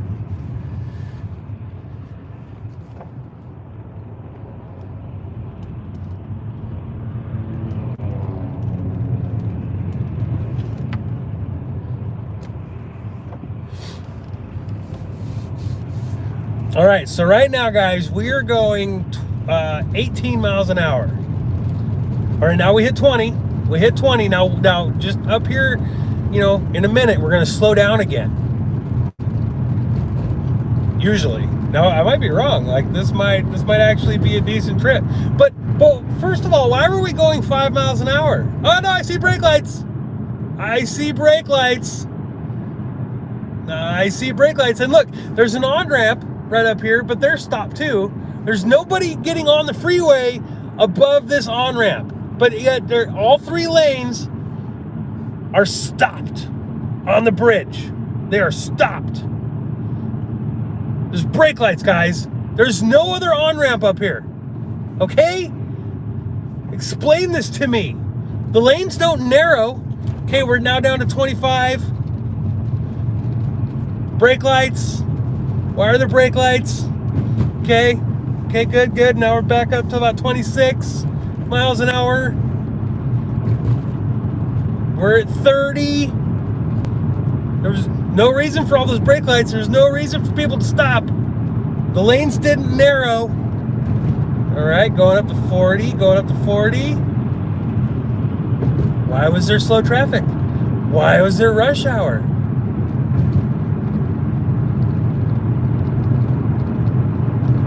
We're going 45. We're going 50. We're going 60 miles an hour. Oh, there's brake lights. 65. Back down to 60.